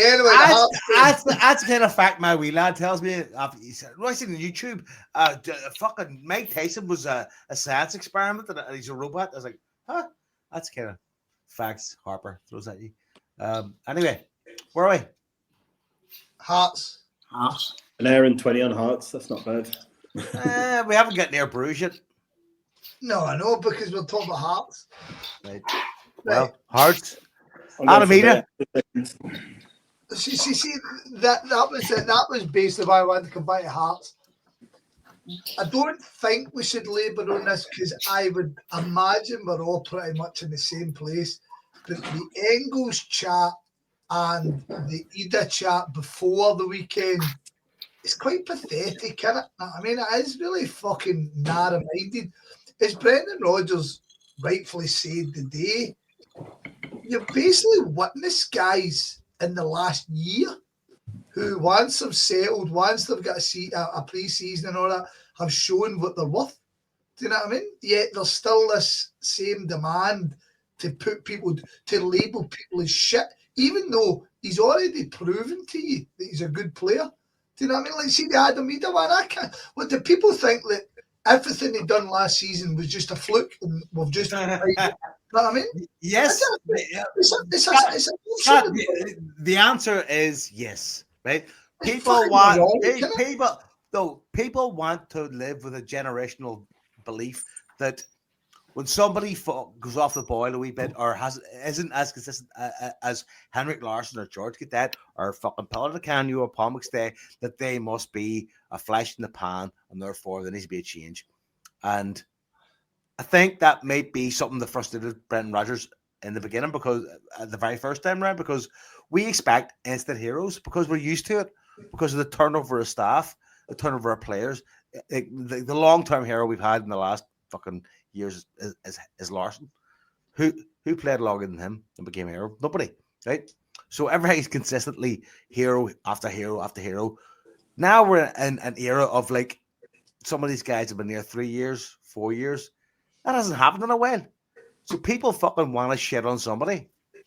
And it's generally easy to do that. But Joe, you know, I mean, I know there are lots of people looking at it like that, right? Which I think is nonsense. But it really should just be about he's really off form the last 3 or 4, 5 games, and Bernardo has been really good every time he's played for us, right? So it should just be as simple as Bernardo's starting and Engels is coming on a bit more and finding his feet that way. I know, but somebody's always got to be shite though. There are fucking that's what annoys me the most. Somebody can't just be, you know what? he's just simmering. He's not boiling right now. He needs time. He needs to be this. No, Whatever. we're not. Somebody's. I know. We're not picking our strongest team, are we? That's the problem. I know. I understand that. I understand that. Right? I mean, and that's a mistake because you're putting someone in the spotlight who, I suppose, is struggling. Not struggling, but I mean, not living up to the standards that people are expecting them to. I mean, and then you've got somebody like Bernardo walking in and making a big, massive change. But again, see the absolutely mad thing, if you think about Bernardo, is if Bernardo had been playing even semi-regular for Benfica this season as under 21 Portuguese captain, I mean, you're honestly looking at him being linked to clubs for 35 to 50 million. Yeah. I was thinking of the other time. And we're at a point that we're kind of going, just a young boy, hingy cost, and it's almost as if the fee is dictating people's opinions. I don't think Engels should be fucking rated on his fee. He should be rated what he's doing in the pitch now. And right now, games are passing them by. And but go on, sorry, Scott. Go on. Finish up. And Bernardo has come on the last two games and made a positive impact. Ergo, he starts and Engels has to fight to get the jersey back regular. Simple as that. On the flip side of that, I think Brendan Rodgers is treating him because of the fee. You know, rather than on form. That's my point. Right, okay. I would agree with that, but I'm just looking at it so, and I've got no doubt Arnie Engels will be a top player. Yeah. Same. I mean, all of us. It's just, I mean, I think the thing for us was his first couple of games, I was like, fucking hell, this boy is unbelievable, right? But he just took a dip, and games are kind of passing him by. And at the start, first 2 or 3 games, he was outstanding. You know, he was involved in everything. He was like fucking taking all the corners, free kicks, scoring the penalties. He was involved in fucking laying goals off and stuff like that. Machine. Yeah. Aye, it was. I'm like, this is fucking too good to be true. How did we sign this kid? And now it's took a bit of a dip. But as we're saying that, Paulo Bernardo has just never let us down at all. Every time he comes on, he's outstanding. His contribution, you know, if we talk about Adam Ida's at the end of last season, Paulo Bernardo's as well was brilliant. And I'm jumping to Ida now, and you were getting loads of folk questioning Adam Ida, is it what cause of the price tag, £9 million? But you're saying we got fucking, how much did we get for O and things like that? So in the grand scheme of things, the club wasn't doing a lot of money for a hell of an upgrade, you know, for O to Adam Ida. But even I said, I think it was at the start of the season, I says, and then he's thinking in the Ida, and you went like that, no, and I was like, fair enough. I was just thinking he had maybe some of the starts that he had that he wasn't too good, but he's finding his feet now, and all credit to the boy because he's no getting many starts. But I tell you what, as an impact sub coming on, fucking hell, he's deadly. But see where we've got to settle ourselves and be comfortable in that decision is that, do you rate him? If you rate him, then you can criticise his form. I mean, the fact Engels come in and looked the part straight away has gave me anyway indication that this is the right guy. It might take him time. As I've said ever since, I remember fucking Paul Elliott taking a season, he fucking settled in, he come up for England, you know what I mean? And some people need time to sell, some people don't. We are in an absolutely fantastic situation now that our 2 massive signings in the summer are allowed to settle. But a lot of people don't see it. And as I say, idiots, man, to watch Adam Ida really look the part for his last season, sign him and then go, well, he's shite. And I'm kind of going, well, was he shite last year? Well, no. So you've got to say, well, form-wise, he's not playing well and he doesn't deserve his jersey. Yeah. That's fine. I mean, a different argument is, see, Kuhn, when we signed Kuhn and he played, Kuhn did not look like a good signing at all. Yeah. At all. That Hibs game was deplorable. Him and Abada fucking howling, man. Right? But the thing with Abada is, you'd seen Abada. See, Kuhn had it all to prove, and he has. And the big thing for Kuhn now is to prove he's got consistency to keep it going, Jota-esque for the whole season and beyond. Ida and Engels have proven to me, maybe not to other people, to me, they're good players. But see, right now, they maybe don't deserve their place in the team, and I'm fine with that. I've said it now 3 times this season. I'll say it again. Some people just need to chill out about fucking big name signings sitting on the bench for Celtic because, as Jason rightly says, if we've got Adam Ida sitting there busting his hole, ready to come on and fucking do a job for your club, we're in a good position. Fucking right. And see with Engels, just in his defence a little bit, he's only Engels has only played like fucking. He only played what 30 or 40 games or something before we bought him. And you've got to throw in, right, so Engels' ascension was quite unique. Yeah. He was playing for Club Brugge's second team in the second division, and he was signed for $100,000 halfway through a season by a Bundesliga team. Yeah. And he played every game bar one in the centre of the park. Every game bar one. And the game he missed was due to suspension for Augsburg that season. See, the following year, he was in and out of the team. So we've no bought a guy who's on this massive up trajectory. When we go to the guy, we've paid over the odds for that potential as the world dictates now. But this boy has still got a lot of growing, still got a lot of learning to go, and we all know that, and we've all got to get comfortable with that. But people need to get the 11 million out of their heads. Yeah. Because see, the 11 million proves that Celtic are growing as a club, because big clubs need to do that. We need to pay over the odds to get guys for future. Do you know what I mean? I said, I'm repeating myself, but I don't give a fuck. See, when Borussia Dortmund signed Jadon Sancho without one start for Man City, he signed for 8 million. I remember turning my mate and going, the world went fucking bonkers. And then I saw him the next season. I was like, well, I know nothing. Right. You know, 100%. And the thing is, if you don't speculate to accumulate, you'll never get there. You'll get the odd one, right? You'll land lucky. And see, be fair. See, during the years, we have landed lucky with guys like Gary Hooper. And, you know, we've unearthed some serious gems over the years that we did get for pennies, but the amount of fucking dross we go coming along with that, spending your 1 and your 2 millions. And even, I mean, you're looking at 11 million for Engels. We paid 5 million for a Yeti. You know, you've paid 9 million for Big Ida. Look at his goal return compared to a Yeti.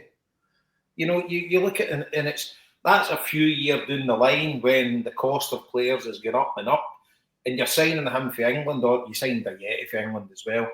But, you know, it's like the amount of 3 millions in that we spunked in folk that were just absolutely useless and just couldn't cut it. And for fair fucks to Celtic, we getting the money for Owen, getting the money for these players, you know, we've accumulated a right few quid offloading people for the books that we didn't think were. Jason, I'm still waiting on this £8.5 million coming in for fucking Bernabeu. I know. I mean, I don't think a Brazilian team would pay that, but I reckon if you clear the decks with him, you've won a watch. Yeah. You know. But I actually think the boy's not a bad player. I just think his positional sense was mental. But I kind of liked watching him at times. I thought he had a wee bit about him. He said himself he never settled and he never get used to the football. So if he's away and he's doing the job, by all accounts, he's looking the part. I mean, they heard that famous story. It was everywhere that Tim Vickery reported that one fucking Brazilian journalist was bumming him up for a fucking cap for Brazil until somebody told him he's fucking Argentinian, you clown. Aye. Thing, mate, you know the funny thing was I was over the park just before we came on here with Toff, and I stuck on Radio Clyde, And Scott Allen was on. I like listening to him. And they were talking about, they were ripping fucking Rangers and ripping Dessers, right? Just saying, I didn't watch any of their game, but it seemed like some miss last night. It was fucking the best ever. Like, it fucking drilled it and just fucking, he says it was as if like he cried to him. I said, no, it was that bad. But anyway, they were talking about Engels and they spoke about like adapting. And he made a cracking point. I've never heard this before. He spoke to Carl Starfelt after he signed for us. And his first game was against Hearts at Tynecastle. And he tells Scott that he says he actually challenged for more headers in one half of the game than he did in half a season for Rubin Kazan in Russia. We see the physicality in Scotland, how you're in the box and you're jumping up for headers all the time and you're having to clear the decks, whereas he played in Russia and they're playing the ball along the deck and it's so very cool and calm. And the irony, he was pretty damn good at headers, as I remember. I can't remember him. I don't know if it was half of the game or maybe it was just a full Hearts game. He challenged for more headers. And when you think about these guys coming for European football, coming to play in Scotland, and we play a totally different brand of football in this country. Because you watch any game in the continent on the TV, and it's nothing like watching a Scottish game. Scottish games are 100 mile an hour going nowhere half the time, but it's fucking, it's exciting. It's probably, Jay, because I don't. Scott, do you see this in kids football where you notice like certain teams play certain ways, and you realize like when you go up against them, you're like, oh, we're going to mince this fucking team because we have a certain element of physicality that has just been born into the atmosphere and the environment of the team. You know what I mean? I don't know because my team's tiny and everybody's physical against us. But I don't know about that. I don't know. Scottish it's just as Jason says with Scottish football. The irony being that type of physicality and that type of thing would get you wins because people weren't used to it. But I think in top, if you go and look at Borussia Dortmund, we look like we guys against Borussia Dortmund. And that's generally not the case, huh? Do you know what I mean? Because we're trying to play, because fucking, I mean, you think of all the bodies we brought in. But Borussia Dortmund look like fucking men, and we had these a miniature German, a fucking... Perception was very fucking weird, wasn't it? That's right. Aye. But, I don't know.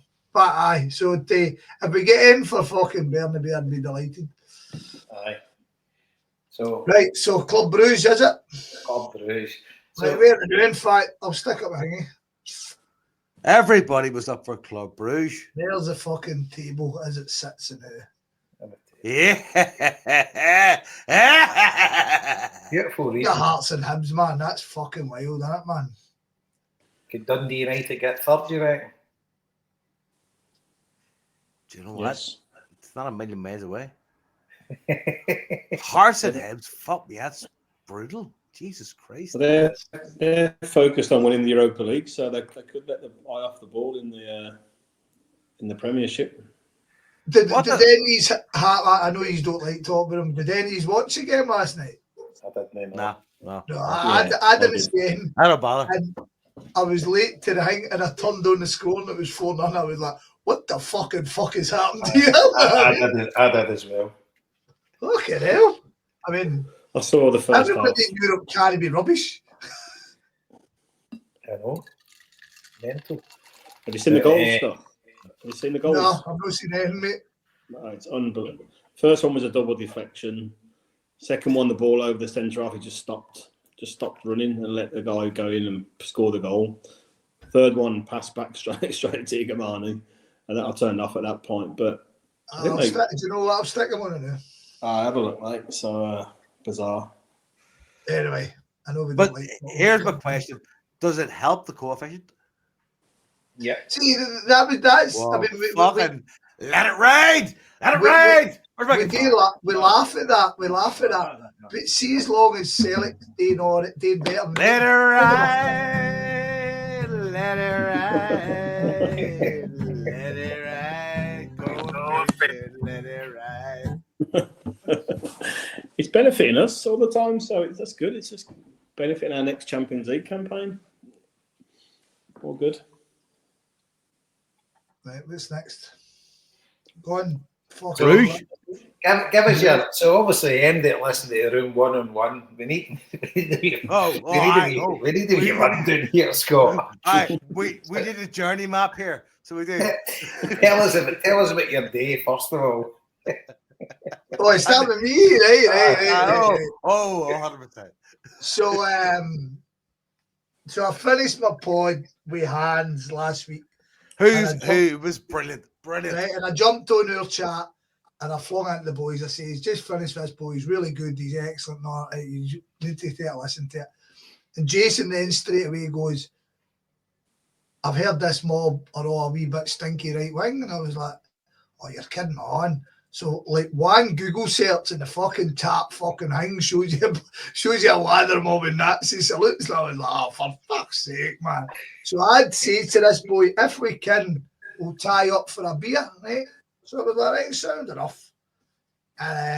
So my plan, a good few years we get in the tune for something to eat and then we're going to hit a boozer. So obviously every club's got an element of dickheads, whatever way. So I was kind of hoping that he wasn't a stinky stinker. So he then sends me a message. What day would that have been? Monday, guys? Monday. He sends me Sunday or Monday. Tuesday. Oh yeah, maybe. He sends me a message saying we arrive on Tuesday morning and we go home on Thursday. We are all meeting up on the Tuesday night in Malone's, the name of his club. And I was like, right, cool. And he says, what's that like? And I says, yeah, Malone's is a decent boozer, open late enough, you good Guinness and all that. Aye, good, that's a good one. And he says, and then on the Wednesday, we are meeting up with the rest of the club in Oswald's. And I was like, oh, for fuck's sake, man.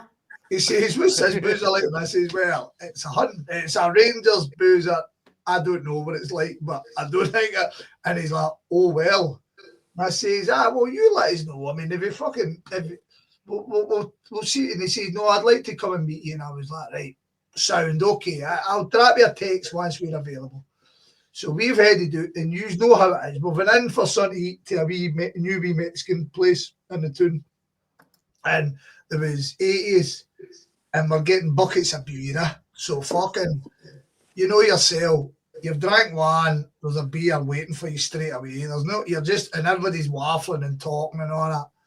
So time's kind of got away from me, and I've got a stinky message off the boy basically going, you broke a promise. And I was like, all right. And I said, oh, sorry, where are you now? So you see, at this point, we're kind of going, right, where are we going to go? Because we'd away in ways, we lose as ways, and we're going, we need to find somewhere. So my intention was still to drop a message and go, we're in here. But I do appreciate it's getting late in the day. So he's probably like, up. So he sends me this text, and I was like, oh, sorry, where are you? He's like, we have been jumped by the Celtic scum. And he starts going on this big fucking rant. And I'm like, oh, well, oh dear. I'm like, okay. The plot thickens. Let's go. So he sends me a picture outside Lynch's. And by this point, I've just put my phone in my pocket. I was like, well. Fuck you. Oh, no, sorry. I have missed it. A very important bit. But right, I apologize. I missed it. This is the part where you punched him in the face. You want to tell a story, Joe? So he texts me as I was getting into the tune, and it was a picture of him and his mate outside Buchanan Galleries, and they've got this fucking England flag. Right? He's probably seen it. Seen it. He's seen it, right? So fucking, let's see what it says on it. The picture of this England flag says, where is he, fucker? There it is, yeah. The picture says pride, passion, loyalty, FC Bruges on a fucking England flag, and that was when I kind of went, you know what, I think I might just play this guy, you know what I mean? He's podcast friend only. I mean, he's podcast affiliate only.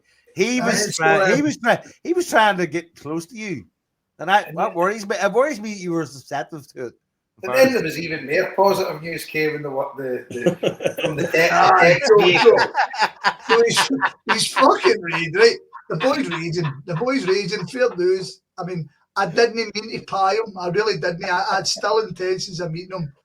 But listen, I've been in Glasgow. I've been pie. Let Scott talk. Never mind you being in Glasgow, for fuck's sake. Come on. Scott, he's a story.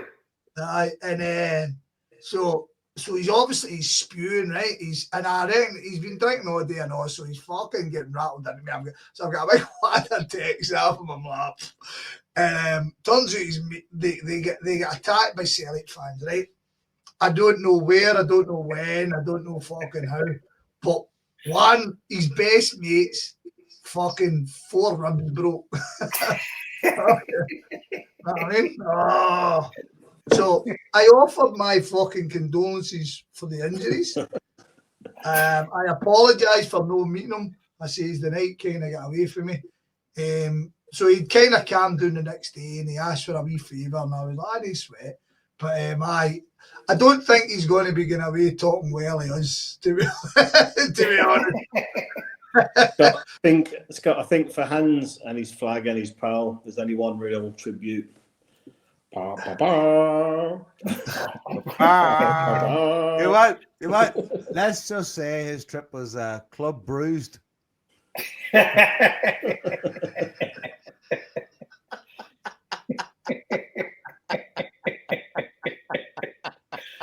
Oh, brilliant. I mean, fair fucks to the boy. He done me a favour and all that, and I thought the pod was good, but we all liked him. We all liked him. Yeah. We all liked him on the pod. He was great, man. I'm not going to apologise for the actions of other people. That's for bringing Nazis onto the show. He's not apologising for it, right? Fuck him. So here's the thing, right? So we were going to the Ladywell to meet Big Tommy and a few of my mates were up for Liverpool. And so we left here about 5, drove in, and we're getting something to eat for that Smoky Trotters. Oh, how was that? Oh, that was brilliant. It was superb. But the thing was, for delivery, it was like an hour and a half. So we says, right, we'll do collection. So we drove into the bars and just parked across the road for it. And we were picking the food up at 6. That was the earliest they had it ready. So Mix went out to see if it was ready early. We parked up maybe about 10 to 6. And no, it wasn't ready. So I said to Mick, Mum, Ellie's driving and Mick's 2 kids were in the back. So I says, Mum, we're going to lunches and get a pint. So we went into lunch.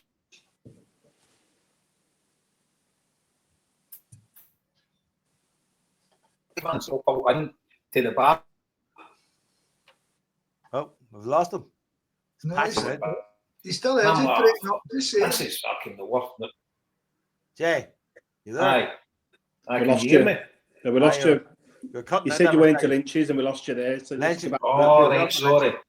So we pulled up at Lynch's and there must have been 10 riot vans or whatever pulled up. So I says, fuck, they must have been marched through here now. So I can remember I was there when Ajax came through and it was fucking thousands of them. It was bonkers, right? And I was expecting kind of the same. So I went into Lynch's, me and Mick went in and got a pint. And I was standing at the door and I just looked out and then I seen them all coming up. There must have been 100 of them if you're lucky. Fucking raggle-taggle fucking idiots. Bruges fans. Because the thing was, we drove by Celtic Park going to Smoky Trotters and there was tons of Bruges fans on milling about early with all the half and half Celtic scarves on. And it was like totally different from I was expecting this right-wing fucking Nazi ball. Yeah. It wasn't anything like that at all. And I mean, as I say, See the thing. Sorry, mate. I'm fucking doing a Joe there. Crack on. Sorry. No. So when we stood in Lynch's, I stood at the door and I looked at them all going by, and there wasn't any threat. None of them looked as if they could do anything. You know, it was like I don't know if he was among that mob, but there was like a few hundred of them if you're lucky, and there was more police than them. So I don't know how they got attacked or anything, because it must have been fucking some ninja mob, because there was more police looking after them than there was of them. There was hardly any of them. So finished the pint, and by the time we get back to the car with the food, went to Smoky Trotters, they were all away. We just went down to the Lady Well, had our food and a few pints, and then walked to the game. And then, so I'm in the game, and they've obviously, I'm in the quite near them at the front of the Rangers end, and they were just like a shite away support. They did have their fuck Antifa banner and their Union Jack, and I didn't see the England flag because that must have been up to the left, so I couldn't really see that. It was, yeah. But there was tons of them with half Celtic and half Bruges stuff on, and they were dead quiet. The only time they went mental was when they got that offside goal, and they all started singing to us, "You only sing when you're winning." I says, "Well, we've not been winning. Yous were winning 1-0." You know, so. But I thought the atmosphere of the game was pretty shit, to be honest with you, for a Champions League game. It was kind of. But we'll go into the game now. But that was my. That's the kind of smell I get off of them, is the Ajax smell as well. Because see, Ajax support's too big to kind of label them doing as what happened to us. Do you know what I mean? Ajax have got a scumbag element, no doubt about it. A massive scumbag element. But Ajax have still got a lot of guys who love Celtic. Oh, aye. A lot of them who still come on regular, love Celtic and stuff like that. And see the Club Bruges thing, because I had to Google. I don't think they've got a massive mad element Bruges, to be honest with you. I think the vast majority of their fans would have been all right. Yeah, well, he takes it away again in his rant. He was going on about how they chased all the ultra scum out of their stadium, and I was like, "Aye, maybe one mate." Wasn't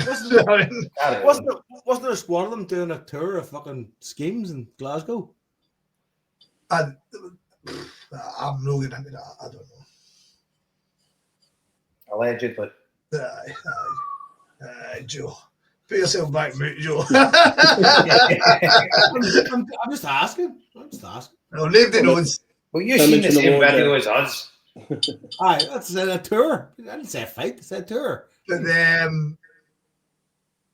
so I kind of googled why they had English flags, because, like I say, I kind of looked at their history, and they were started by a Catholic school and all that. I mean, there was no English connection at all, but it just seems that they're one of the clubs that have took on the kind of British type of fan. So, like, you heard some of the songs they were singing, they play Oasis after goals and all that part. I think they've kind of got they base their support on England rather than like now. Like I remember cracking up in Barcelona with this Barcelona fan had an England flag, and I was like, "Is this prick doing?" And then somebody's like, "Well, they were started by an Englishman." I was like, "Okay, I'll accept that and move on." But that's what it is, isn't it? That's what it is. It's a shame we got doing. See, be honest though. If they were just punters walking up the street and they get a kicking off of folk, I'd crack it. Because I thought scarfers weren't supposed to get fucking doings, you know what I mean? This is what I keep getting told. So but again, if you're walking up the street with that flag, then aye. I can see somebody taking offence to it, do you know what I mean? Yep. But taking a chip to it. I hope his pal gets better soon. It's no nice. Aye. Godspeed. Godspeed. Right, let's go to the game. Aye. So I don't know. You want me to go first? Yeah, go. Well, who was there? Was Joe? Were you there? Nope. Liam? No. You weren't there. Right. Liam, I know you were there. I was there, my man. I had the pleasure of bumping into you on the way in, hearing half of that story, which was funny.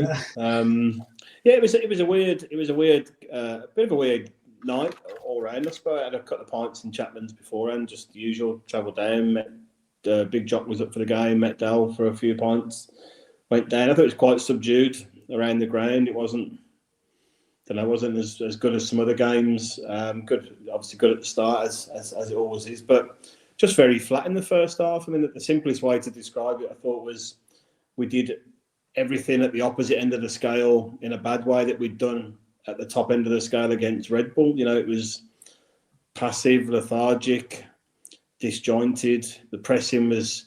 Mieda, who's obviously this incredible athlete, even he was kind of seemed to be jogging from player to player rather than that electric pace he's got, and it just looked the complete opposite. The press was pointless because it wasn't joined up and it wasn't at pace, and that was complemented by the fact that I thought Brugge were a really smart outfit. I thought they had a really good style and way of playing, and Scott, you sit high up as well, so because I'm set up in 4-4-1 for this game, it felt like they kind of had 7 players attacking when they were attacking, and then 7 players along the line at the back as well. It was quite an unusual kind of formation, but they just seemed to outnumber us all over the park, and time on the ball, we couldn't really get near them in the first half, in the same way that we'd done to Leipzig in the game before.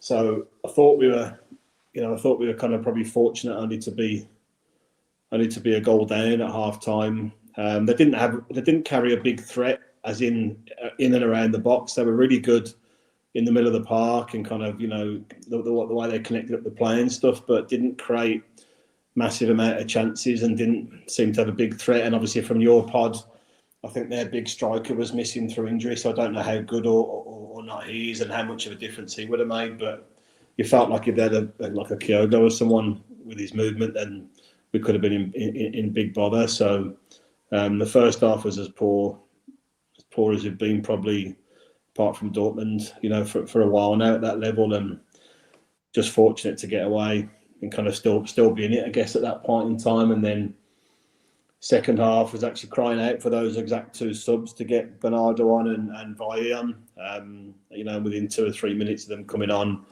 Valle made a great overlapping run, created a bit of space. Mieda kind of turned back, which frustrated a lot of people, and then 30 seconds later scores an absolute worldie, which is just peak Mieda. But even then, we were much better second half, but just a lot of frustration. Hatate gives the ball away for the second goal. That again, we got a huge, well, not luck because he was offside, but pre-VAR days you don't really get them. So we got off the hook with that one, and then Hatate kind of almost gave the ball away again in almost the same position a few minutes later. And I thought their 2 fullbacks were excellent. Kuhn was almost marked out the game. Mieda had a bit more joy, but I thought that the 2 boys were really good, and the midfielders were excellent, just with their kind of getting on the ball and creating space. But it's a big compliment to the players that they picked up after a bad first half. They got the goal, kind of held on a little bit. Probably with a stronger team, we would have gone another 10 minutes. We probably would have won that game, in fairness. But for us to play only half a decent game and come out with a result against a pretty good team, I think it's a big positive reflection on us in terms of where we are just now. And it's an opportunity lost because we know those 2 points would have really put us right up at the top of the table in a great position. But every one of us is delighted still to be 8 points from 5 games, and we're right in it with the games we've got left. So, yeah, pleased to come out with a point overall, the way we played. Fair assessment, sorry, Skip. Yep, I wouldn't kind of disagree with it. But what I would say is, I think credit's got to go to them. I know we did say last week it was a kind of 50-50 game, but I didn't actually think they would have been as good as they were. Yeah. And I totally agree with what you said. They didn't have much threat run about the box, but they kind of controlled the midfield. Their midfield was poor. Yeah. But they done a job on us. They've obviously fucking studied how we play, etc. Our fullbacks get no joy. Kuhn, they had a man on him constantly. He didn't get a fucking minutes. You know, they've obviously watched what he did against Leipzig and targeted him as a danger man. And they were really, really good on the ball. They didn't really give the ball away much. They were very, very astute, their positional sense. And what a fucking shift they put in. They had a couple of real class players. That defender, Don Kuhn, he was brilliant. Yeah, he was. 19, I think someone said he is as well. Aye, he was excellent. And another day, we could have won it, but we could have easily have lost it as well. And the ironic thing is, there was 2 goals scored, and we scored both of them. You know, obviously, my seat is terrible. You know, it's the front row behind the goal. So, see, for our own goal, I actually thought Kuhn walked it into the net. I couldn't even see what was going on. I had to actually see when I got in, watch the highlights. And see, to be fair, it was a total fuck up, right? But I totally understand why it happened, because Schmeichel made the run out, but Kuhn couldn't see him because of the defender between him and Schmeichel. So he couldn't really play the ball to Schmeichel. Well, he could have played it out wide and Schmeichel would have got it. But there was a guy blocking his vision, so he's played it to Carter Vickers, who should have played it to Trusty, but there was a forward to further out. But he'd have got it to Trusty, no bother. But obviously he thought Joe Hart's in the net and he just played it in. And see, when you're looking at it again, you're thinking Joe Hart. You're thinking Kasper Schmeichel could have actually got it. See, if he dived, they might have. But nah, it was just a fucking disaster from our perspective. See if Schmeichel would have gone back and put his hand on it, what would have happened then? Because it was a back pass, wasn't it? It would have been sent. Would have been sent off. As long as he didn't pick it up. Well, if he touched it with his hand, is that not the same thing? No. Pick it up. No, you can't pick it up. So see if he dived and turned it by the post, it's just a corner to them. No, I don't think so. You can't touch it with your hand if it's a pass back. That's the rule. Is it the hand? I thought you just couldn't pick it up. Well, maybe I'm wrong. That's just why I was asking. I don't know. You might be right. I have no clue, to be honest with you. Yeah. I thought you couldn't pick the ball up, but if you saved it, if somebody does a pass back to you and you save it with one hand and put it by the post. It's you can't touch it with your hand. Just as right, there you go. You're right. And like I said, it's an indirect free kick. All right. So, it was just a calamity. But if you look in the balance of play, Engels had a half decent chance in the first half. He's ballooned it. We had a couple of half chances, but they had a better chance in the first half that they could have scored. Do you know the ironic thing was, right? I thought they were controlling the game, and then see when we scored the own goal, it seemed to me that they sat back, and I thought we came more into the game when we were 1-0 down. And it's one of the things, it's a mindset for a team. You know, when they go 1-0 up, they kind of want to protect what they've got rather than keep playing the way they were. And I thought if they'd kept playing the way they were, because I thought they were a wee bit passive, they were still well organised, had a great shape. I thought they missed a trick because they kind of had us in the back foot. And if they kind of went for the jugular, I think they might have got there. But I don't know about you, but to me it seemed as if because I thought, not just the second half, but I thought after they scored, we were the better team for the rest of the game. On the majority, they still had some chances. But I thought we kind of... And it was interesting, the Kasper Schmeichel thing after the goal, getting the full team together. And obviously, he played like a captain. Joe McGregor was still doing a bit of chatting, but it was Kasper Schmeichel that was kind of the man that was getting everybody, look, we've lost this goal. Did you not feel like he kind of took ownership of the goal himself in a way? Being like, fucking, I was shouting at him. He said in the post-match interview, he said, I was screaming at him, I'm not there. He said, but he didn't hear me. He kind of with the crowd. He said the noise of the crowd. He said it was kind of my fault too. But I love that. He's kind of like, I thought it was brilliant. Yeah. It wasn't on him. It's on both of us. I mean, it's on both of us. I'm the goalkeeper. The goal is my responsibility, not his. I mean, and fucking, I felt that was see that movement of like, let everybody get together. Let's support this guy, because you can see when the cameras went to his face, you could see him standing there going, blowing his cheeks out, going, "What the fuck have I done? What have I just done Aye. here Aye. on the biggest stage in one of the biggest games? What the fuck have I done?" I mean, you can see that, but see that that's the kind of leadership you would expect from Joe Hart. I mean, that's Joe.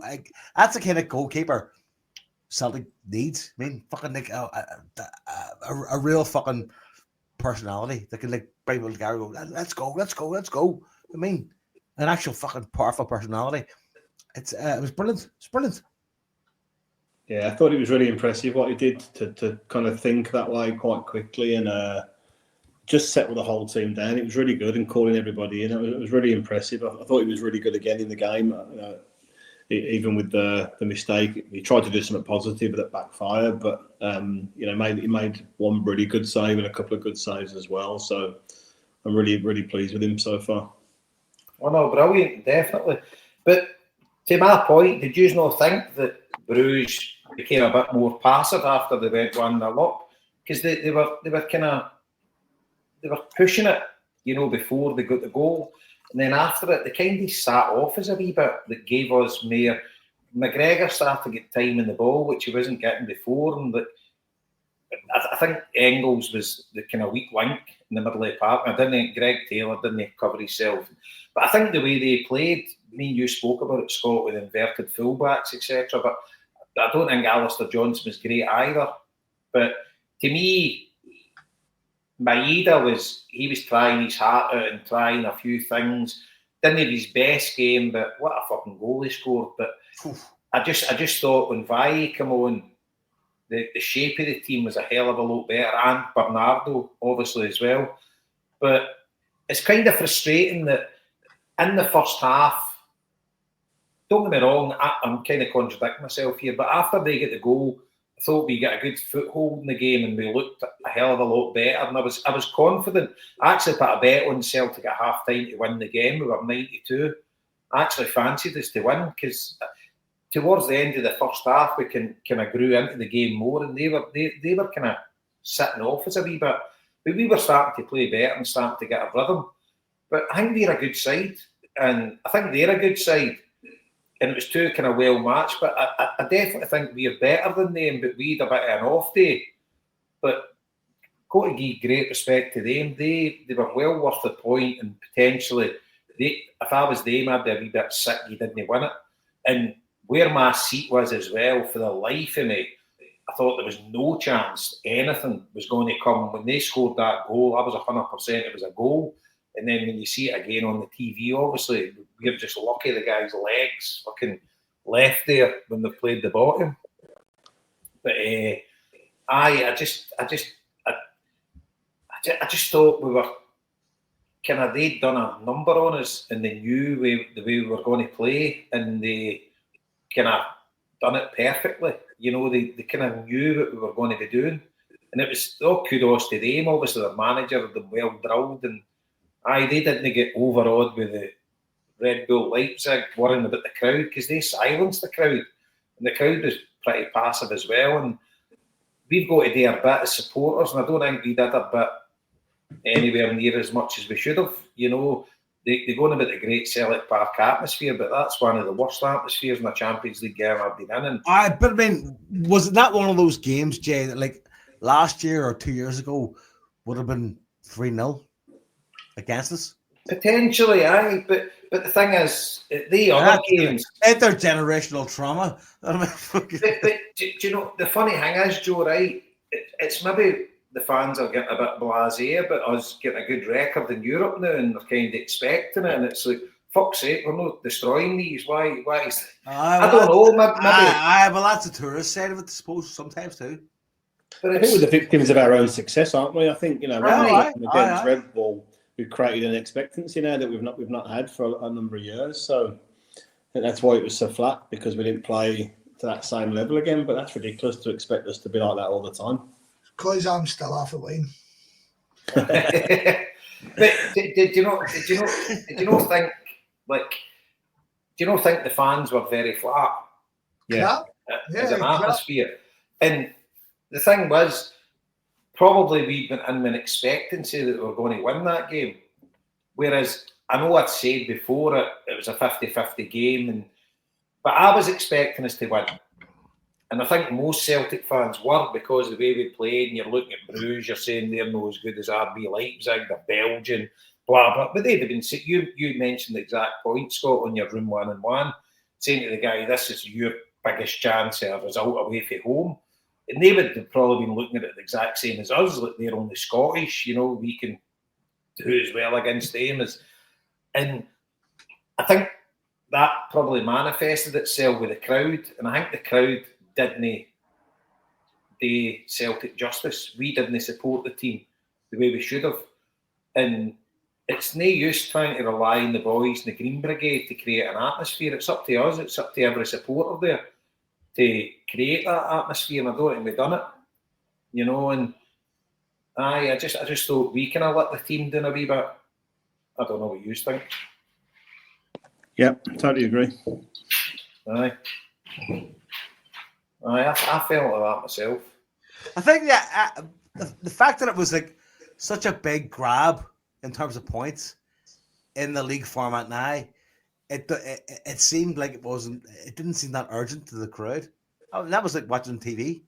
It seemed like a regular Champions League game. There was something missing. Do you think it's maybe the format as well, that you've got 3 games after it, and it's like it's nowhere. There's a kind of a buffer ahead of you. I don't know why. Yeah. I think as well, the irony is we've had much better home fixtures in terms of winnable games, but it's not the big ticket games, is it, to kind of get the blood flowing in the same way? Well, the ironic thing is, out of the 4 games, that was the one that was the best for a potential atmosphere, because they're the ones that brought a massive away crowd.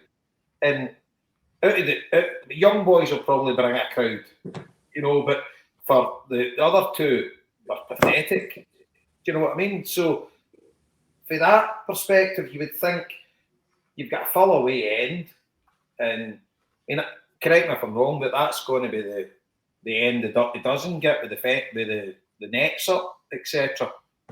That's the exact end they'll get, isn't it? I actually didn't even notice him on the night. So you were pretty close to them. But you can hardly even see them, even when you're near them. Right. They're pretty good. It's obviously good because it doesn't cause any viewing problems or anything like that. Right. Aye, but they're there, but they don't kind of cause anything. It was funny about it, it's like when they scored in that and the police all running around in front of us and guarding it and sending stewards. They sent all these stewards to go in front of us and they had to kneel down, right? And there was one guy who looked as if he was fucking praying to Allah. And there was a lassie in front of me. She couldn't even go in one knee. She kept falling out. She was a bit fucking rotund, right? But I mean, she didn't even get in one knee. Rubenesque. A bit burlesque, Joe. Rubenesque is the painter. Nobody painted. Aye, she was. I'm actually there at the room, the kitchen. She was doing it one knee and she kept falling out. And me there going, what the fuck? She got to stop. What's even a pile of the fucking park? She can't even fucking kneel down. You know what? That's how you know she was a Protestant. She couldn't be there. Oh, Jesus. Listen, I need to go for a wee burst of the back 2 minutes. Oh, goodness. You know what? There was so much built up for that Bruges game. Scott, I think everybody was like, oh, this is it. This is the points breakthrough. This is the Charlie and the Chocolate Factory glass fucking elevator. We're going up there. Again, Joe's analogies. Check it. I had a website. I had to write all these down. Right? Scott, how do you feel? Right, to go right back to the original point, I thought their crowd, impressive numbers, really unimpressive fan base. I mean, I thought I was expecting them to be fucking boisterous. You've been on the drink for fucking a whole, maybe every one of them got a doing. Maybe that's what happened. Right. So, in terms of us, I thought we were pretty poor. It was really interesting when you said, Liam, about how they approached the game. They certainly got back in numbers. I mean, Leipzig obviously thought we'll come and we'll win this game. I mean, the Yeah. Dortmund game must have played a part. However, I watched the Dortmund Leipzig game before, and even when we went a goal behind, I was still confident the way we were playing that we could come back and do that. See that the other night at half time, I didn't see how we were scoring because we did not look like scoring at all. Yeah. To reiterate what Jason says, I was stunned that they never went for us. Stunned. Because see at half time we were 1-0 down and they didn't have one shot to go. That was, I looked at the stats, I was like, you fucking kid. Not one shot to go. I disagree that the second half was made us. We were a lot better, but Schmeichel's made a fucking dinger save, and the boy Olsen has missed a great chance in the second half. He's fucked it all the bar. We were all in the shop. We were trying to play around their press, but their press was deeper. And you throw in the fact, like you said, McGregor, Engels, Hatate were all howling. Yeah. That didn't help. You need your midfielders to play. So, the goal was scored. It's a peach, but fuck me, it came out of nowhere, man. I was delighted to come away with a draw for that. I totally, I don't know why they didn't go for us, because if you watched how we performed after Leipzig scored, I was envisaging that. I thought it was going to be the famous boom boom, you're fucking 2-0 down and the game's done. But no, happy to get a draw. I don't know if they're much better than we expected, or did we totally underperform? Do you know what I mean? Well, I don't know. I don't know if our three guys on form, did they get anywhere near the same? But their whole Champions League campaign has been blighted by the fact they've not stuck the ball in the net when they've had the pressure. So. Yeah. It was interesting. Obviously, we had a bit of a laugh about that young boy at the press conference. I don't know who he is, by the way. I don't know what podcast he was on or whatever, right? Right, no, but I didn't listen to the clip that you shared, but I did listen to the whole press conference, right? So his first two questions were like, I like someone that does a bit of analysis, right? I'm into that sort of stuff, right? But he just killed the questions with the whole 1.8 against 1.2 and all that kind of stuff, right? But look, I thought he made some good points about the way Bruges would play, and if I understood him correctly, I thought that kind of the way they played on the night was the way he was trying to describe it to Rodgers, and Rodgers kind of had a bit of a laugh with him and whatever else. But I felt like they completely outsmarted us tactically, as well as the way that they played on the night. So I don't know what your views was on that. Did you read it as the guy describing it? But you need to put me on meat in the bone, because how did they do it? So I thought he was saying that he wasn't really counter-attacking, but he was talking about the numbers that they attack in, and that's what I was saying at the start, Scott. He felt like they had 6 or 7. Yeah, I agree with that.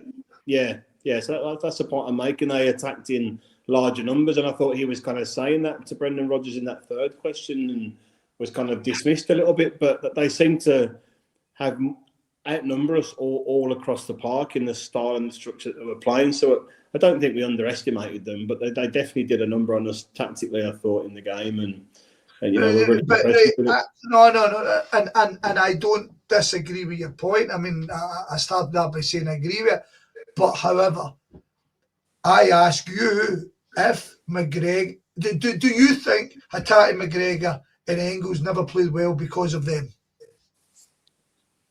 I think it was a contributing factor, but I don't think it was solely because of that. Right, okay, so they three have a 50% better game, because do you think the game goes the same way?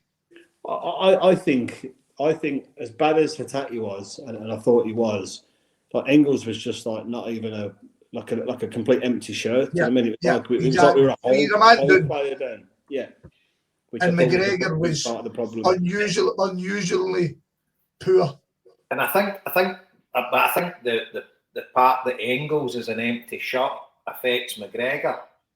Yeah, because he's got to do more. Exactly. But see for that, like for Brendan Rodgers, right? I've slated him, right? Europe, but he's surpassed Everton with the way we've performed in the Champions League, right? But it's that there's no substitute getting made to 60 minutes, right? And within 25, 30 minutes, you could see Engels as an empty shirt, right? And I know it's a total embarrassment to make a sub, but top managers do it. They don't care. They'll make a sub in the first half if things aren't working. He won't, So I think that's like a block in him for me. He'll obviously have a reason for no doing it, right? And I don't think I don't think he cares about upsetting players. I think he's very single-minded, and he obviously he believes what he's doing's right. And I don't think he's a shrinking violet that he wouldn't do that if he thought it was the right thing. But he's obviously got his way of doing it. But what I would say is, I don't think this is correct, right? But do you think that we maybe put more analysis on the opposition when we're playing away from home to try and combat the way they'll play against us? Whereas when we're playing at home, we will concentrate more on the way we'll play and let them worry about us. I don't know. It's something that's been in my head. But again, this is kind of where I'm trying to get in my head, because I've only seen the highlights back. I'd like to go and see what Liam's saying about the amount of players. At one point, I counted the players on the pitch because we were getting pulled. I was like, I don't know what the fuck is happening here. Now, the fact of the matter is, Engels had a stinker, right? Engels, I know this isn't the case, but he didn't look up for it. He didn't look up for the fight. He didn't look like... See, when Bernardo pulls the boy down as he's running away, I don't see Engels doing that on that game. You know what I mean? And to me, that's a fucking... To me, the level of football I played, I didn't play it particularly high. I didn't coach it particularly high. But I always remember a story. One of our guys, we were 1-0 down the last kick of the ball, and they broke through, and my midfield just fucking rugby tackled the boy. You know what I mean? And everyone at the end of the game, we're hugging him more than we hugged the guy who scored the winning goal. Do you know what I mean? You've got to do that for the team. And I don't see Engels having that in him now. As we've spoken about, we'll not go over the whole thing. So you're talking about in the centre of the park, you're a man doing. Hatate he was unlucky with the chance by the post, but how Hatate finished the game is beyond me. Yeah. And then, as you say, McGregor's almost trying to do extra. He's leaving. Maeda's trying to come into midfield to try and help McGregor, which is ultimately killing.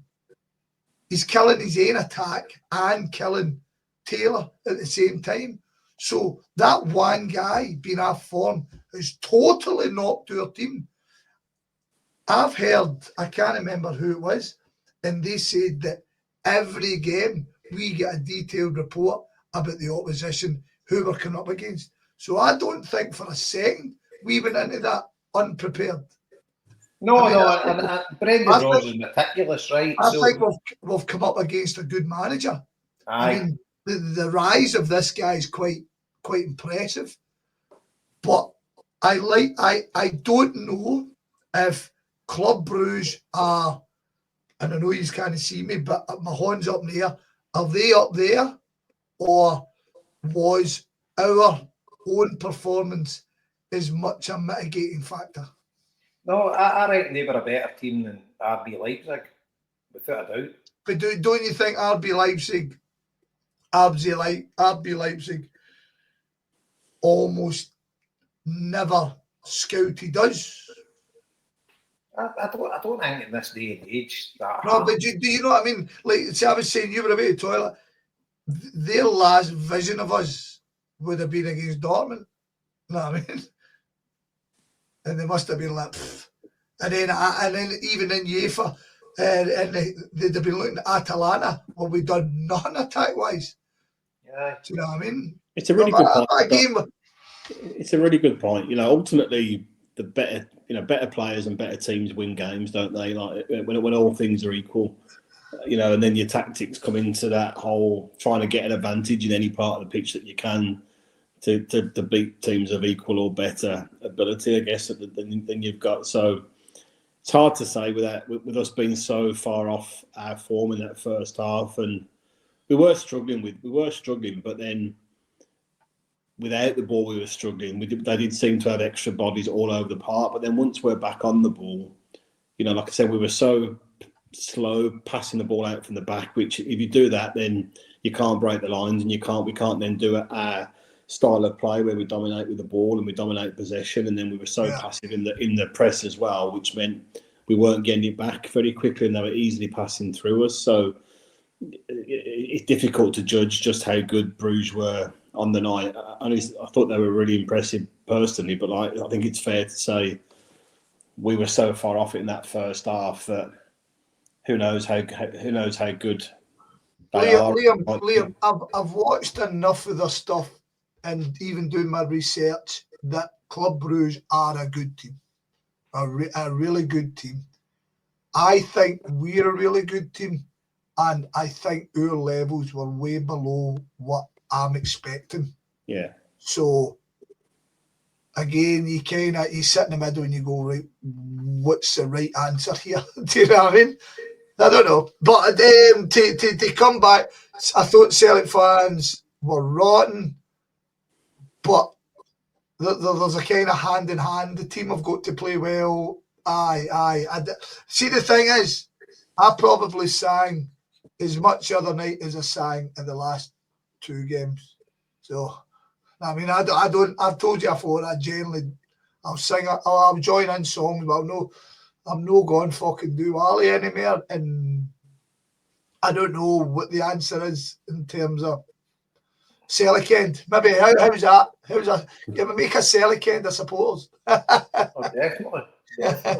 And then the day, the Green Brigade and that never shut up, you know. They sung the full game, the boys sung the full game. They did their but the rest of the crowd... I'm sorry, just to, I generally don't criticise what the crowd is. I am saying what it was. It wasn't a very good crowd in comparison.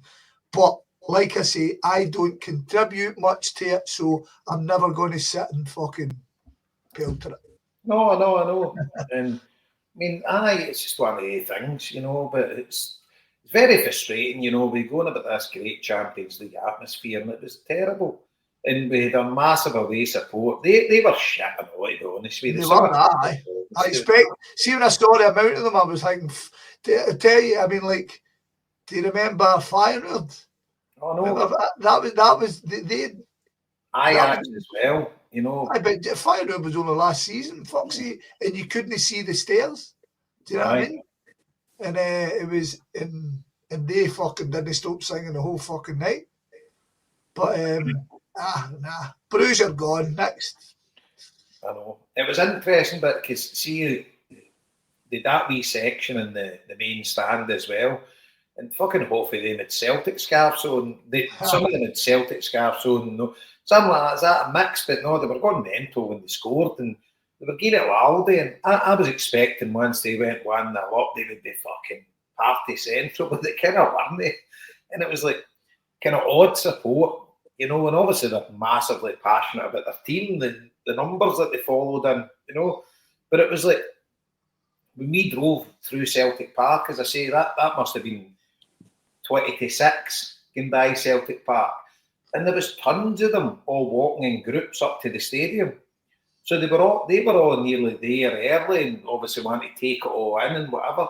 But they weren't like a raucous supporter or anything. They were kind of quite reserved, you know. And it was they weren't like See, I thought they'd have been totally different. I thought they'd have been full Monty and they'd have been at large, but they weren't at all. I see as well, like they're more established than us in recent times at this level. Yeah, We're a point ahead of them, and they've got to play Sporting, Juventus, and Man City to finish off their fixtures. So that there's little chance they're going to finish above us, I would have thought. Well, you need to speak to Harper about that. He knows where we're all finishing.